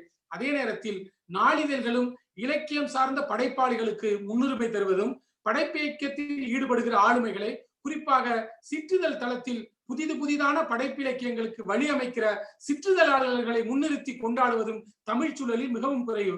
இதே பக்கத்து மாநிலமான கேரளாவை எடுத்துக்கொண்டால் கேரளாவில் ஒரு இலக்கிய நூல் வெளியீட்டு விழாவின் நிகழ்வு வண்ண புகைப்படத்தோடு அடுத்த நாள் ஒரு நாளிதழில் முதல் பக்கத்தில் வருகிறது. தமிழ்நாட்டில் இப்படி ஒரு காட்சியை நம்மால் எண்ணி பார்க்க முடிகிறதா? அதே போல தமிழ்நாட்டில் ஒரு திரைப்பட நடிகரின் வீட்டு நாய்க்குட்டி குட்டி போட்டால் கூட அது ஒரு 2 பக்க செய்தியாக வருகிறது.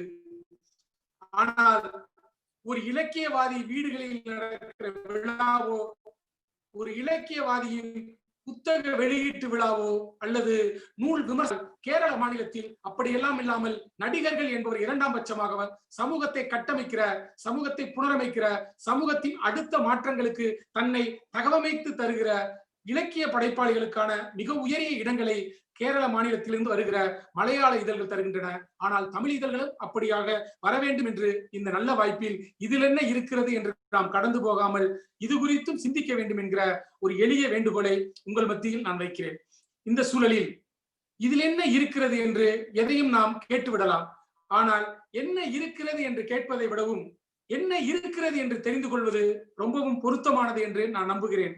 அந்த வகையில் மிக சமீபத்தில் வெளியாகி இருக்கிற நமது கவிதை உறவு இதழாசிரியர் ஐயா கலைமாமணி ஏர்வாடி எஸ் ராதாகிருஷ்ணன் அவர்கள் எழுதிய எப்போதும் போல் இல்லை எப்போதும் என்கிற ஒரு அற்புதமான கவிதை நூலை, மிக சமீபத்தில் வந்த இந்த கவிதை நூலை வானதி பதிப்பகம் வெளியிட்டிருக்கிறது. சமீப நாட்களாக இந்த கவிதை நூலை தான் நான் வாசித்துக் கொண்டிருக்கிறேன். இந்த கவிதை நூலில் இதில் என்ன இருக்கிறது என்கிற கேள்வியை எழுப்பிக் கொண்டு இதில் வார்த்தைகளில் இருக்கிறது என்கிற ஒரு கவிதையை படித்தேன். இந்த தலைப்புக்கும் இதில் என்ன இருக்கிறது என்று கேள்வியை எழுப்புகிற இந்த தலைப்புக்கும் வார்த்தைகளில் இருக்கிறது என்கிற இந்த கவிதைக்கும் ஒரு நெருக்கமான உறவு இருப்பதாக பார்க்கிறேன். ஆகையினால் ஏர்வாடி ஐயா அவர்கள் எழுதிய இந்த கவிதையை உங்களோடு பகிர்ந்து கொள்வது இந்த நேரத்தில் மிக பொருத்தம் என்பதால் நான் பகிர்கிறேன்.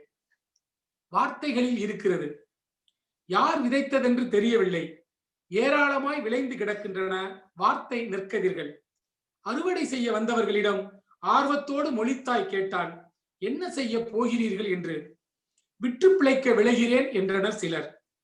எழுதப் போகிறீர்களா இல்லை பேசப் போகிறீர்களா? இரண்டில் எதுவானாலும் அளவோடு நடக்கட்டும் உங்கள் அறுவடை. சுவையில்லாமல் சொற்களை மட்டும் வைத்துக் கொண்டு சுகஜீவனம் செய்யாதீர்கள். சொற்களால் யாருடைய சினத்தையும் சீண்டாதீர்கள். யாரையும் சிலைத்து விடாதீர்கள். வார்த்தை விளையாட்டு வேண்டாம். விளையாட்டு சில நேரம் வினையாகவும் கூடும். எப்படி பயன்படுத்துவது, எவ்விதம் பயன் தருவதென எழுதும் முன், பேசும் முன் இயன்றவரை தெரிந்து கொள்ளுங்கள். பயன்படுங்கள். யாருக்கும் பயப்படாதீர்கள். கவிதை எழுத விரும்புகிறீர்களா? கொஞ்சமாக எடுத்துக்கொள்ளுங்கள். அதிகமான வார்த்தைகளா? அதற்கு பெயர் கவிதை அல்ல. அதற்காக பேசாமலும் இருந்து விடாதீர்கள். சொல்லப்படாமலேயே சில சிந்தனைகள் செத்து போயிருக்கின்றன. சில நேரங்களில் மௌனம் கூட விதை நெல்லை போல. எங்கேயும் அதை விதைக்காதீர்கள். பண்பட்ட நிலங்களில் மட்டும் உங்கள் கண்படட்டும். விதைத்தால் விளைச்சல் தென்படட்டும். வார்த்தைகளில் என்ன இருக்கிறது என்பவர்களிடம் சொல்லுங்கள்.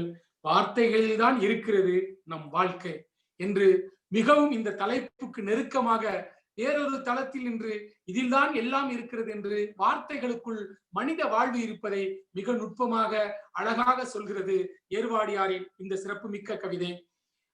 மூலதனம் என்கிற மிகச்சிறந்த ஒரு நூலை தந்த தாஸ் கேபிட்டல் என்கிற அந்த நூல் உலக மொழிகளில் எல்லாம் மொழிபெயர்க்கப்பட்டிருக்கிறது. தமிழிலும் மூலதனம் என்று மொழிபெயர்ப்பாய் வந்திருக்கிறது. அப்படி உலகமே இன்று கொண்டாடுகிற பொது உடைமை சித்தாந்தத்தை முன்மொழிந்த காரல் மார்க்ஸ் அவர்கள் அழகான ஒரு வார்த்தை சொல்லியிருக்கிறார். ஒவ்வொரு வார்த்தைக்கு பின்னும் ஒரு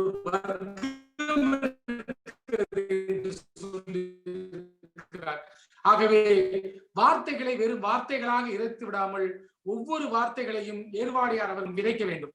அப்படியாக நாம் விதைக்குற சொல் ஒருபோதும் அது எந்த விதத்திலும் பயன் தராமல் போய்விடாது. நிச்சயம் விதைக்கிற நல்ல சொல்கள் பயிர்களாய் விளைந்து நல்ல விளைச்சலை தரும். அப்படி சிறப்புள்ள பயனுள்ள சொற்களை நாம் விதைக்க வேண்டும்.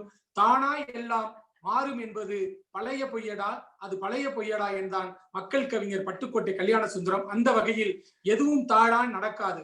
மாற்றத்தின் திசைகளை நோக்கி நாம் தான் நம் பயணங்களை எட்டு வைக்க வேண்டும். அது கதையானாலும் கவிதையானாலும் கட்டுரையானாலும் நாம் எழுதுகிற வார்த்தைக்கும் நமக்குமான நெருக்கம் மிக அதிகமாக இருக்க வேண்டும். வார்த்தைக்கும் வாழ்க்கைக்குமான இடைவெளியோடு வாழ்வது அது வாழ்க்கையே கிடையாது. இந்த மண்ணில் மனித வாழ்வு என்பது ஒரு முறைதான். அந்த வாழ்வை அர்த்தபூர்வமாகவும் பிறருக்கு பயன்படும் விதமாகவும் வாழ வேண்டும். யோசித்து பாருங்கள், கொரோனா பெருந்தொற்று காலம்.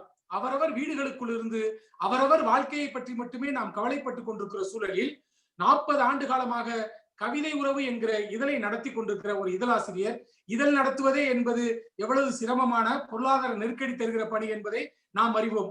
அப்படியான சூழலில் இருந்து கொண்டு அவர் தொடர்ந்து இதழ்களை நடத்துவதை பற்றி கவலைப்படாமல் இந்த கொரோனா போன்ற பெருந்தொற்று காலத்தில் எந்த பொருளாதார வசதியும் இல்லாமல் நலிந்து கொண்டிருக்கிற இலக்கியவாதிகள், கவிஞர்கள், சிற்றிதழாளர்களுக்கு கை கொடுக்க வேண்டும் என்கிற நோக்கில் இந்த வானம் எப்படி இயற்கையாய் மழை பொழிகிறதோ அப்படி கருணை கூடை என்கிற அந்த பெயரே எனக்கு மிகவும் பிடித்தமான பெயராக இருந்தது. ஏனென்றால் கூடைகளில் குப்பைகள் மட்டுமல்ல கருணைகளும் குவிய வேண்டும் என்கிற உயரிய எண்ணத்தோடு கருணை கூடை என்கிற ஒரு அற்புதமான ஒரு கூடையை திறந்து வைத்து உங்கள் அன்புள்ளங்களால் தாருங்கள் என்று கேட்டு வாங்கி அது யாருக்கு கொடுக்கிறோம் என்று கூட தெரியாத அளவில், ஏனென்றால் அவர்களுக்கு அது சங்கடத்தை தரும் என்பதால் அதை கூட மறைத்து ஒரு மிகச்சிறந்த ஒரு கணக்கு அதிகாரி போல் அதற்கான கணக்கு விவரங்களையும் அந்த இதழில் தருகிறார் என்றால் யோசித்து பாருங்கள். உண்மையில் இப்படியான பெரும்படியில் அவரோடு கரம் கோர்த்து இயங்கிக் கொண்டிருக்கிற ஒருங்கிணைப்பாளர் புலவர் சு மதியழகன், கவிஞர் தமிழியலன், அன்பு கவிஞர் தொலைபேசி மீரான் உள்ளிட்ட அந்த நட்பு நெஞ்சங்களை மீண்டும் மீண்டும் நான் வாழ்த்தி பாராட்டி மகிழ்கிறேன். இப்படியான சிறந்த செயல்பாடுகள் எல்லாம் நல்ல இதயத்தில் இருந்துதான் பிறக்க முடியும். அப்படியான ஒரு இலக்கிய ஈரமிக்க இதயமாக இருக்கிற கவிஞர் ஏர்வாடியார் ஒருங்கிணைத்திருக்கிற இந்த கவிஞர்கள் சந்திப்பில் நிறைய கவிஞர்களின் கவிதைகளை கேட்டு சுவைத்தோம்.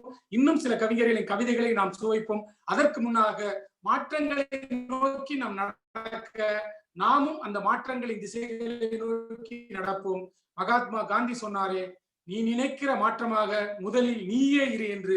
அப்படி நாம் எப்படியான சமூகத்தில் வாழ வேண்டும் என்று ஆசைப்படுகிறோமோ, எப்படியான மனிதர்கள் நம்மை சுற்றி அன்புமயமாய் வாழ வேண்டும் என்று நினைக்கிறோமோ அப்படியான மனிதர்களாக முதலில் நாம் மாறுவோம். அப்படியான மனிதராக இன்றைக்கு வாழ்ந்து கொண்டிருக்கிற ஏர்வாடியார் அவர்களின் இலக்கிய கரம் பிடித்து கவிதை உறவால் அந்த கவிதை உறவனும் சங்கிலியில் நம்மையும் பிணைத்துக் கொண்டு முன்னேறி முன்னேறி முன்னோக்கி நடப்போம். அன்பு வலியது உயிர்நிலை என்றான் வள்ளுவ பெருந்தகை.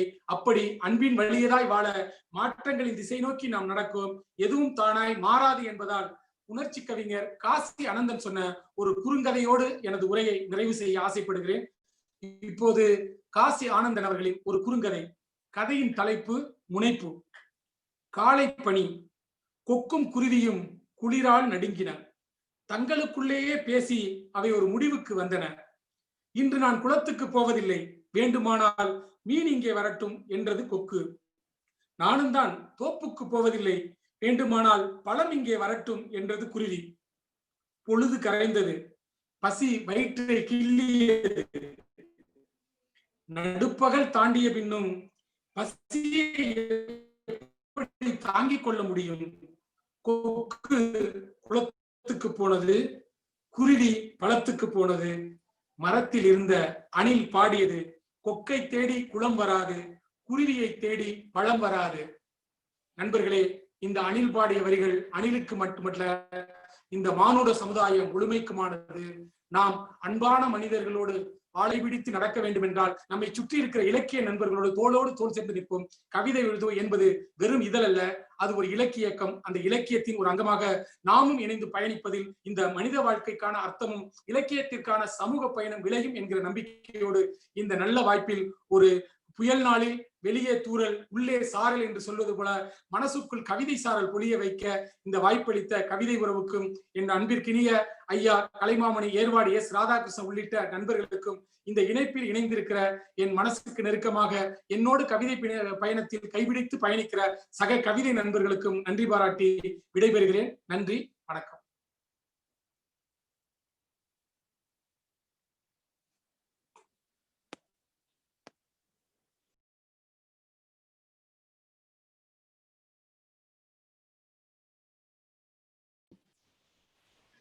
அருமை நண்பர் முருகேஷ் அவர்களுக்கு எப்படி நன்றி சொல்வதென்றே தெரியவில்லை.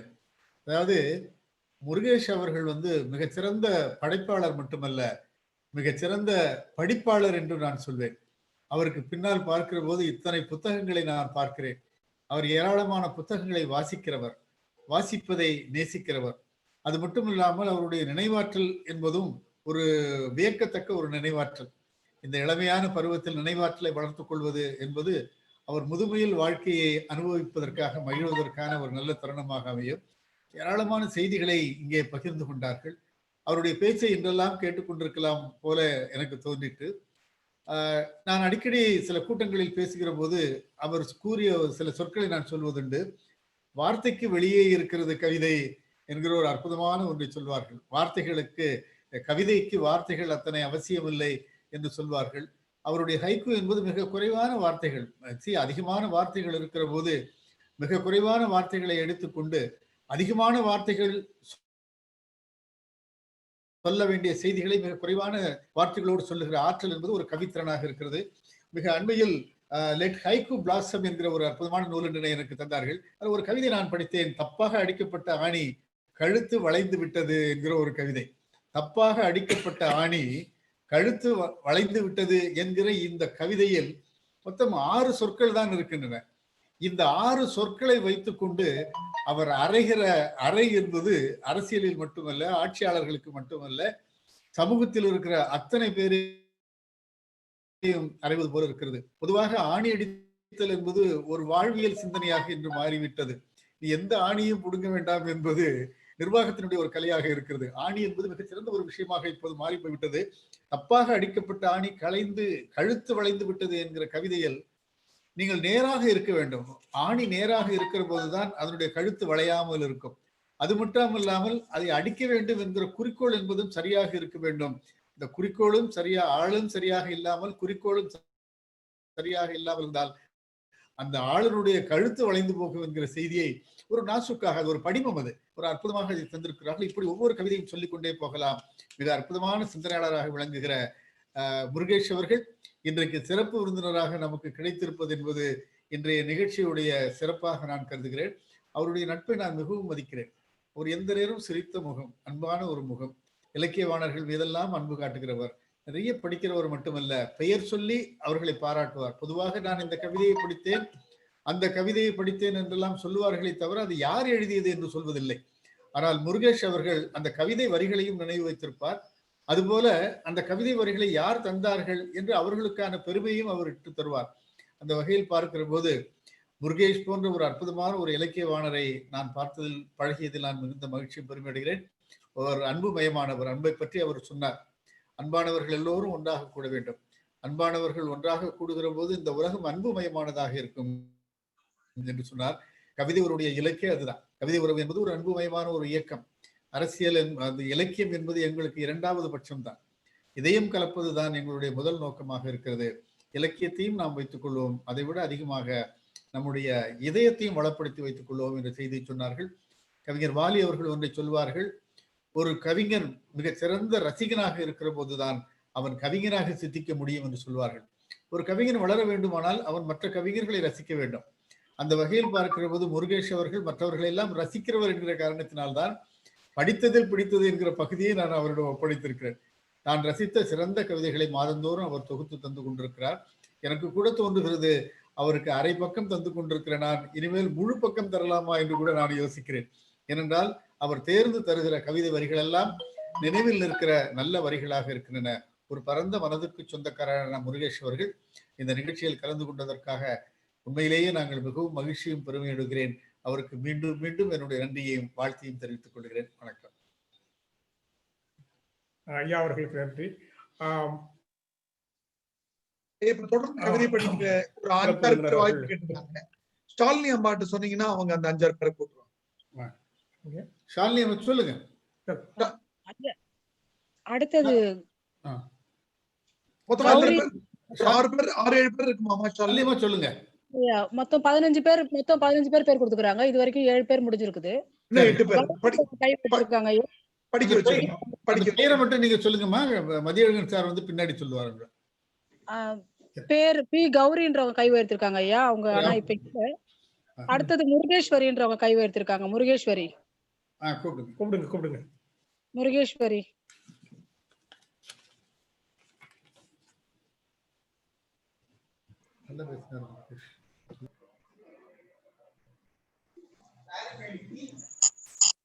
படிங்கம்மா. அனைவருக்கும் என் இனிய மாலை வணக்கம் ஐயா. இதில் என்ன இருக்கிறது குற்றமில்லை என்று சுற்றம் கூறினாலும் இதில் என்ன இருக்கிறது என்பதில் இது இருக்கிறதல்லவா? இதில் என்ன இருக்கிறது என்பதில் இது இருக்கிறதல்லவா? இது எதுவாக இருந்தாலும் இது அதுவாகவே தோன்றும் அல்லவா? இது எதுவாக இருந்தாலும் இது அதுவாகவே தோன்றும் அல்லவா? பிறகெப்படி இதில் என்ன இருக்கிறது என்று நாம் விட்டு செல்ல முடியும்? அப்படி இதில் என்ன இருக்கிறது என்று நாம் விட்டு செல்வோமானால் அவர் நம் செல்வமாக வல்லவா இருக்க வேண்டும்? செல்லா காசாய் நினைப்பவரிடம் இதில் என்ன இருக்கிறது என்று விட்டு செல்வோமா? செல்லா காசாய் இருப்பவரிடம் இதில் என்ன இருக்கிறது என்று விட்டு செல்வோமா? இதில் என்ன இருக்கிறது? குற்றமில்லை. வாய்ப்புக்கு நன்றிங்க.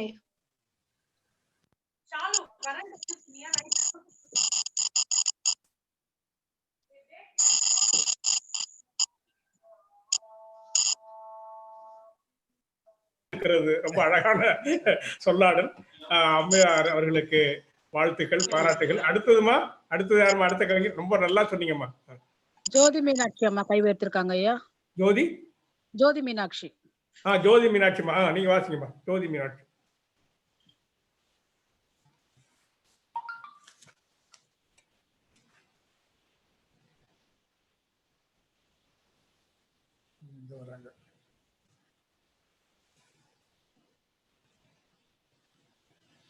பாதி மீனாட்சி தான் இருக்காங்க.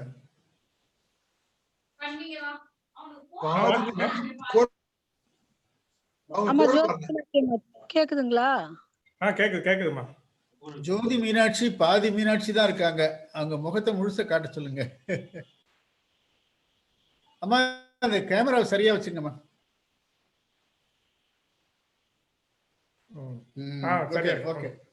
ஜோதி மீனாட்சி உங்களுடைய கேமராவை நான் நிறுத்துறேன். அது ஒரு குரல் கேக்குதா பாப்போம். இப்ப பண்ணீங்கன்னா ஆமா, அடுத்தவங்க போயிடலாமா? அடுத்த உங்க முனைவர் கதிரவன் சொல்லிட்டு கை உயர்த்திருக்காங்க ஐயா. முனைவர் கதிரவன் ரங்கநாதன். ஐயா நான் கோபாலகிருஷ்ணன் இருக்கேன். அடுத்து அழைக்கிறோங்க கதிரவன் பண்ணீங்க. அண்ணாமலை மின்வாரிய பொறியியல் பட்டத்துல முனைவர் பட்டம் பெற்றவர் கதிர் படிங்க ஐயா. வணக்கம், மாலை வணக்கம்.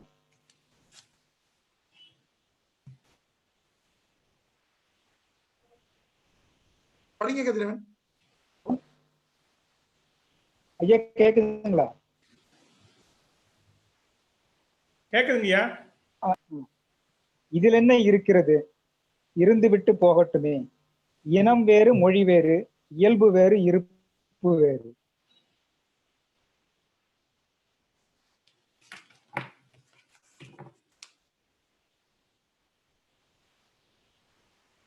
இருந்துட்டு போகட்டுமே. புகலிடம் தானே, வாய்மொழி தானே.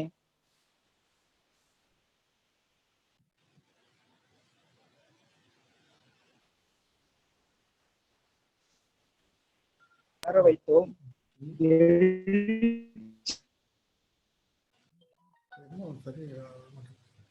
இருந்துவிட்டு போகட்டும்.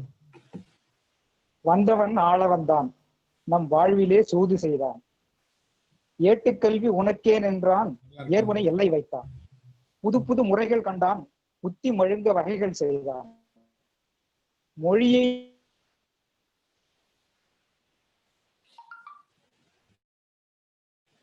கதிரவன் உங்க இணைப்பு சரியில்லைமா என்று மெய்ப்பொருள் ஆய்ந்தறிவோம். நன்றி ஐயா. நன்றி முனைவர் கதிரவன் ஐயா. உங்களுடைய இந்த தொடர்பு வந்து அவ்வளவு தெளிவா இல்லை. அடுத்த முறை உங்களுக்கு சரியா இது பண்ணிட்டு வாங்க. அடுத்த கவிஞர் அவங்க சரியா இருக்குங்களாமா? அந்த ஜோதி மீனாட்சி தயாரா இருக்காங்களா? ஜோதி மீனாட்சி வாசிக்கிறீங்களா? ஜோதி மீனாட்சி இல்ல அவங்க இல்லைங்க, ஏரிக்கரை ஹரிகோபாலகிருஷ்ணன். அடுத்து யாருங்க? கோபாலகிருஷ்ணங்க. ஏரிக்கரை ஏரிக்கரை இலக்கிய வட்டத்தினுடைய பொறுப்பாளர் கோபாலகிருஷ்ணன் வாங்கய்யா. வாங்க. என்னுடைய அனைவருக்கும் வணக்கம். இதில் என்ன இருக்கிறது? பாருக்கு சோறிடும் விவசாயி, பழம் சோறும் தின்னாத மனித ஜாதி. இதில் என்ன இருக்கிறது? சோறு போட்டு விட்டான் இல்லையா, அதிலேயே சொர்க்கத்தை பார்க்கட்டும். பட்டாடை உடுத்தும் நெசவாளி, ஒட்டு போட்டு உடை உடுத்தும் ஏமாளி. பஞ்சனையை தயாரிக்கும் தொழிலாளி, படுத்துறங்க படிக்கட்டும் கிடைக்காத அப்பால். ஊருக்கு உழைக்கும் உழைப்பாளி, ஒரு காசும் சேர்க்காத நேர்மைவாதி. இதில் என்ன இருக்கிறது? உழைப்பதனால் அவன் உழைப்பாளி, உண்டு கொழிப்பதனால் நான் முதலாளி. இதில் என்ன இருக்கிறது? உழைப்பதனால் அவன் உழைப்பாளி, உண்டு கொழிப்பதனால் நான் முதலாளி. இதில் என்ன இருக்கிறது? தீக்குச்சியை நீ உரசும் போது அந்த பிஞ்சு நெஞ்சை எண்ணி பார்த்ததுண்டா? அது தயாரிக்கும் பிஞ்சு நெஞ்சை எண்ணி பார்த்ததுண்டா? பட்டாசினை நாம் வெடிக்கும் போது அதை உருவாக்கிய சின்னஞ்சிறு கைகளை நினைத்து பார்த்ததுண்டா? அதற்கெல்லாம் எனக்கு எங்கு நேரம்? இதில் என்ன இருக்கிறது? உழைப்பாளிகளும் சின்னஞ்சிறு குழந்தைகளும் அவரவர் கடமைகளை செய்துவிட்டு போகட்டுமே. இதில் என்ன இருக்கிறது? நன்றி, வணக்கம். நன்றிங்கய்யா. கோபாலகிருஷ்ணய்யா, உழைக்கும் வர்க்கத்தை உங்களுடைய கவிதையில வந்து கொண்டு வந்தீங்க, ரொம்ப சிறப்பா இருந்தது. அடுத்த கவிதைக்கு போயிடலாங்கய்யா. அடுத்த கவிஞர் ஜோதி மீனாட்சி அம்மா. அடுத்தது கவிஞர் வங்கை சு அகிலன் வந்தவாசி. ஜோதி மீனாட்சி அம்மாவை வாசிக்க சொல்லுங்க. ஜோதி மீனாட்சி அம்மா. அம்மா உங்களுக்கு அன்மியூட் கொடுத்தாச்சுமா, நீங்க படிங்க.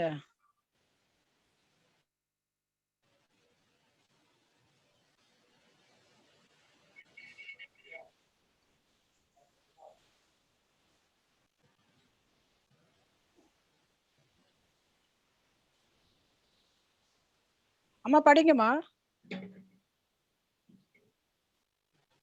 எனக்கு தெரியும் அவங்க இணைய சிக்கல் இருக்குமா அவங்க பகுதியில. இது மழை காற்று இருக்கும்னு நினைக்கிறேன் அவங்கள. சரிம்மா, அடுத்த கவிஞருக்கு போயிருங்களாமா? அடுத்த கவிஞர் வங்கை சு அகிலன் சொல்லிட்டு வந்தவாசி. ஐயா அகிலன் ஐயா, நீங்க வாசிங்கய்யா.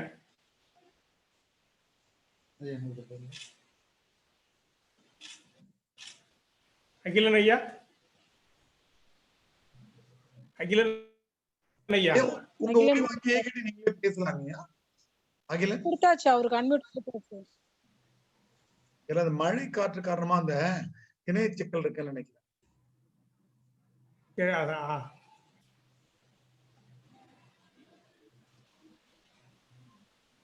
அவன் அடுத்து எஸ் வி வேணுகோபால் ஐயா ஐயா எஸ் வி வேணுகோபால் ஐயா வந்திருக்காங்க, பெருங்கவிஞர். வணக்கம் ஏர்வாடி ஐயா. வணக்கம்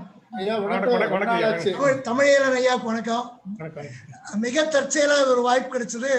நான் கவிதை பாடுவதை விட இந்த கலந்து கொள்வதில் பெருமைக்காக வந்தேன். வணக்கம். இதில் என்ன இருக்கிறது? எதில் தான் என்ன இருக்கிறது? எதிலும் என்னவும் இருந்தாலும் என்னை வந்து தீண்டாத வரை என்ன இருக்கிறது என்பதில் இருக்கிறது. எல்லாம் இருக்கையில் ஏதுமே இராதவர் பற்றி பேச என்ன இருக்கிறது என்பதில் இருக்கிறது. எல்லாமே கை நழுவி போனபின் என்ன இருக்கிறது? என்னதான் போனாலும் போகட்டும் என்று இருக்கின்ற உறுதி இழக்காத நெஞ்சுக்கு என்னென்னவோ இருக்கிறது.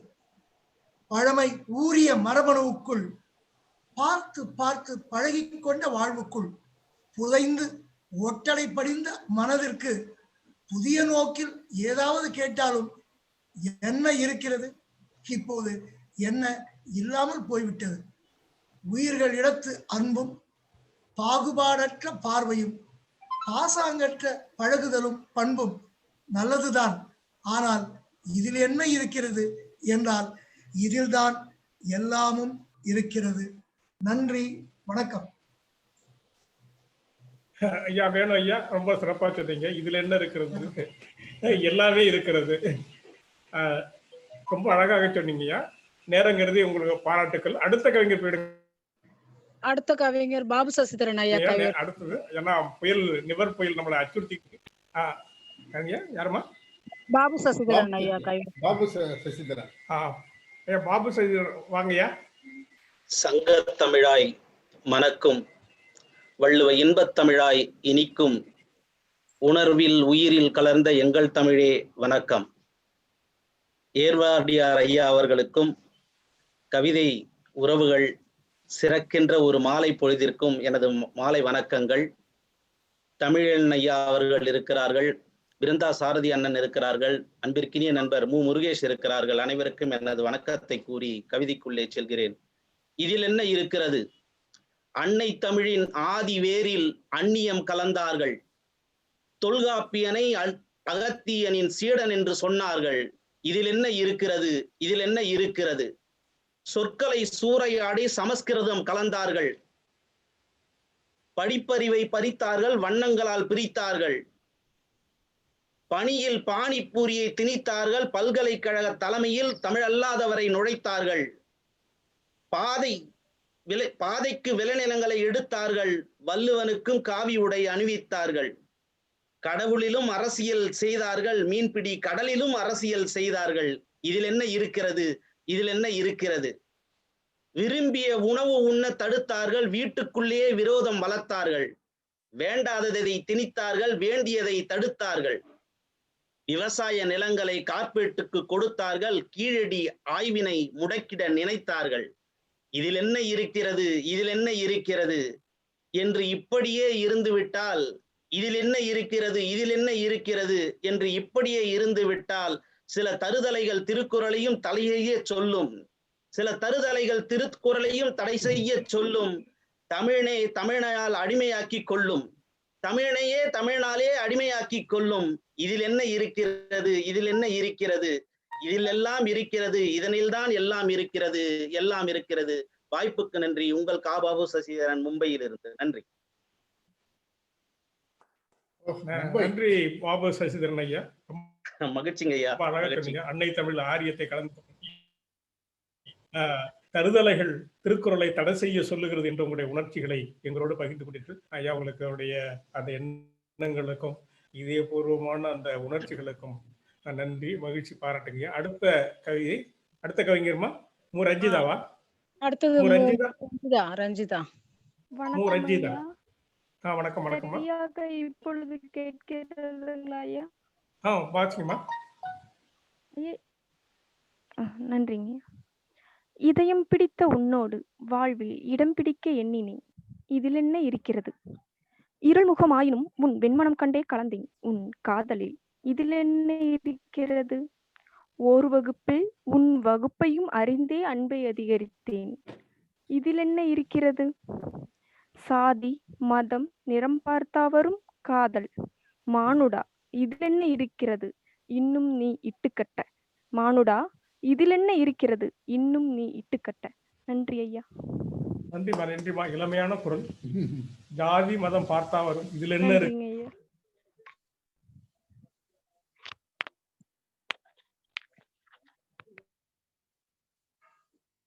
அவர்களுக்கு நன்றி, பாராட்டுகள். அடுத்த கவிஞர்மா. அடுத்தது கௌரின்றவங்க கை உயர்த்திருக்காங்க ஐயா, ஆனா அவங்க இல்ல இங்க. அடுத்தது கவிஞர் வங்கை அகிலன் வந்தவாசி, அவ்வளவுதான். வேற யாரும் இல்லைங்க, 2 பேர் தான். அப்புறம் ஜோதி மீனாட்சி அம்மா, 3 பேர் தாங்க. ஜோதி மீனாட்சி அம்மா, நீங்க வேற ஒரு தொலைபேசியில வந்திருக்கிறதா சொன்னீங்க. உங்களுக்கு இப்போ ஒளி வாங்கி ஏற்கிற வாய்ப்பு தந்திருக்கிறோம், பண்ணலாம். அன்பிற்குரிய மதிப்பிற்குரிய கவிஞர் விழிப்பா இதயவேந்தன் அவர்கள் நமது அரங்கில் இருக்கிறாங்க. அவர்களுக்கும் அன்பும் வணக்கமும். நம்ம நிகழ்ச்சியின் நிறைவுக்கு வந்துட்டோங்க. எனக்கு தெரியும் வேற யாரும், எல்லாருக்குமே ஒளி வாங்கி ஏற்கிற இசைவு கொடுத்திருக்கோம். நீங்களே இந்த 2 பேர் பெயர் கொடுத்தவங்க நீங்களே படிக்கிறதா படிக்கலாம்.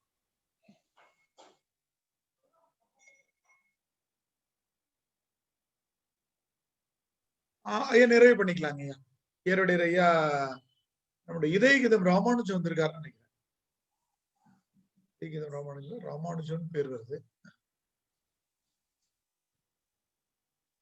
ஆமா, இதயகீதம் ஐயா தான் வந்திருக்கிறார். நன்றி ஐயா. ஐயா ஏற்படையார் ஐயாவுடைய இணைப்பே போயிடுச்சோ?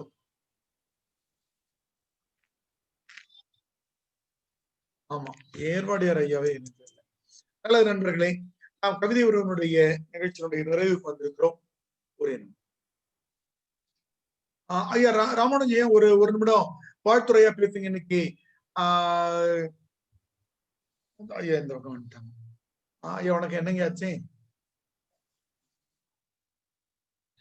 ராமானுஜன் ஐயா நீங்க வாழ்த்துறை பேசுங்கய்யா.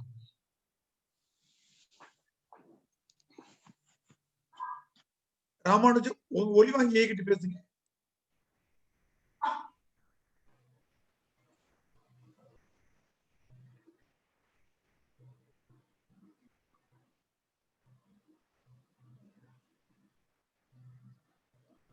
ராமானுஜன் ஐயா உங்க ஒளி வாங்கி இயக்க தெரியலையா? ஒரு 35-40 பேர் நாம் தொடர்ச்சியாக இருந்தோம். பல்வேறு இலக்கிய உலகத்தினுடைய மிகச்சிறந்த ஆளுமைகள் அரங்கிற்கு வந்திருந்தார்கள். திரைப்பட இயக்குனர் பிருந்தா சாரதி அவர்கள் வந்திருந்தார்கள். அன்பிற்குரிய தமிழகம் அறிந்த மிகச்சிறந்த பேச்சாளர் எஸ் வி வேணுகோபாலன் ஐயா அவர்கள் வந்திருந்தார்கள். சென்னையிலே பல்வேறு இலக்கிய அமைப்புகளை நடத்தி கொண்டிருக்கிற நண்பர்கள் அனைவரும் நம்மோடு இணைந்திருந்தார்கள். பொதிகை செல்வராசன் ஐயா அவர்கள் வந்திருந்தார்கள். ஏரிக்கரை இலக்கிய மன்றத்தினுடைய ஹரி கோபாலகிருஷ்ணன் அவர்கள் இருந்தார்கள். நன்னன் அவர்களுடைய மகளிர் சிறப்பு சொல்லுகிற அவையம்மா அவர்களும் மேன்மாளர்களும் வந்திருந்தார்கள். வெளி மாநிலங்களிலிருந்து பலர் கவிதைகளை வாசிக்க நாம் கேட்டறிந்தோம். முருகேஷ் அவர்களுடைய சிறப்பு உரை மிகச் சிறப்பாக நேர நிர்வாகத்துக்கு உட்பட்டு அமைந்திருந்தது. எல்லாமுமாக மிக சிறப்பாக அமைந்திருந்த இந்த நிகழ்வின் நிறைவுக்கு இப்பொழுது நாம் வந்திருக்கிறோம். ஏர்வாடியார் அவர்கள் இப்பொழுது மீண்டும் நம்மோடு இணைந்திருக்கிறார்கள். இப்பொழுது நிகழ்ச்சி ஐயா அவர்கள் நிறைவு செய்ய இருக்கிறார்கள். பொதுவாக இன்றைய கவிதை வாசித்தவர்களிலே ஐயா ஏர்வாடியாரையா நீங்க ஒளி வாங்கி இயக்கலாம். இப்ப நீங்க ஐயா நீங்க பேசிட்டு நிறைவு பண்ணிக்கலாங்க. ஐயா கவிதை படிக்கிறவங்க இல்ல. ராமானுஜம் இதே ராமானுஜம் வந்திருந்தாரு. ஆனா அவருடைய குரல் கேட்கல. கவிதை பிடிக்கல இல்ல, அவருடைய குரல் கேட்கல. இணைப்பு ஏதோ சிக்கல் இருக்கு. பார்க்கலாம். நீங்க அவர் ஐயா நீங்க நிறைவு பண்ணிக்கோங்க. நீங்களும் மதியம். ஒரு அற்புதமான நிகழ்வு. ஒரு 40க்கும் அதிகமான நண்பர்கள் இந்த நிகழ்ச்சியில் கலந்து கொண்டார்கள். நல்ல கவிதைகளை வாசித்தார்கள். அந்த பொருள் புரிந்த கவிதைகளை அவர்கள் தந்தார்கள். எல்லோருக்கும் என்னுடைய நன்றி. இந்த அடாத மழையிலும் கூட இத்தனை பேர் வந்திருந்தது மிகச் சிறப்பாக இருக்கிறது. வெளியே கொட்டோ கொட்டோ என்று மழை கொட்டி கொண்டிருக்கிறது. புயலில் மரங்கள் எல்லாம் ஆடிக்கொண்டிருக்கின்றன. என்றாலும் கூட இங்கே கவிதை மழை ஒவ்வொரு இல்லத்திலும் பெய்து கொண்டிருக்கிறது என்று பார்க்க மகிழ்ச்சி. என்னுடைய அன்பு சகோதரர் மதியழகன் அவர்கள் மிக நேர்த்தியாக இந்த நிகழ்ச்சியை தொகுத்து வழங்கினார்கள். உங்கள் அத்தனை பேருக்கும் என்னுடைய நன்றி அறிதலை புலப்படுத்திக் கொள்கிறேன். நிகழ்ச்சியை நிறைவு செய்வதற்கு முன்பு அன்பிற்குரிய மதியழகன் அவர்கள் நன்றி உரையும் அவரே சொல்லிவிட வேண்டும் என்று கேட்டுக்கொள்கிறேன். இந்த நிகழ்ச்சியில் சிறப்பு விருந்தினராக கலந்து கொண்ட பிருந்தா சாரதி அவர்களுக்கு ரொம்ப நன்றி சொல்ல வேண்டும். அவர் எந்த தோற்றத்திலும் அழகாக இருக்கிறார் என்பதுதான் அவர் சிறந்த கவிஞர் என்பதை காட்டில் அவர் மீது எனக்கு மிகுந்த பொறாமையை ஏற்படுத்துகிறது. அவருக்கும் என்னுடைய வாழ்த்துக்களை நான் தெரிவித்துக் கொள்கிறேன். அனைத்து இந்திய தமிழ் எழுத்தாளர் சங்கத்தினுடைய பொதுச் செயலாளர் அன்பு சகோதரர் இதயகீதம் ராமானுஜம் அவர்கள் கூட இந்த நிகழ்ச்சியில் கலந்து கொண்டிருக்கிறார்கள். அவரும் கவிதையை படித்திருந்தார் இன்னும் மகிழ்ச்சியாக இருந்திருக்கும். மீண்டும் எல்லோருக்கும் நன்றி. முருகேஷ் அவர்களுக்கு குறிப்பாக நன்றி. இன்னொரு முறை வெண்ணிலா அவர்களை இந்த நிகழ்ச்சிக்கு அவர் அழைத்து வர வேண்டும். வீட்டில் இருந்தபடியே கவிதை உறவு நண்பர்களுக்கு சில வார்த்தைகளை அவர்கள் சொல்ல வேண்டும் என்று நான் அன்போடு கேட்டுக்கொள்கிறேன். இப்போது நன்றி உரையாகவும் நிறைவுறவாகவும் நண்பர் மதியழகன் சில சொற்களை உங்களோடு பகிர்ந்து கொள்கிறார்கள்.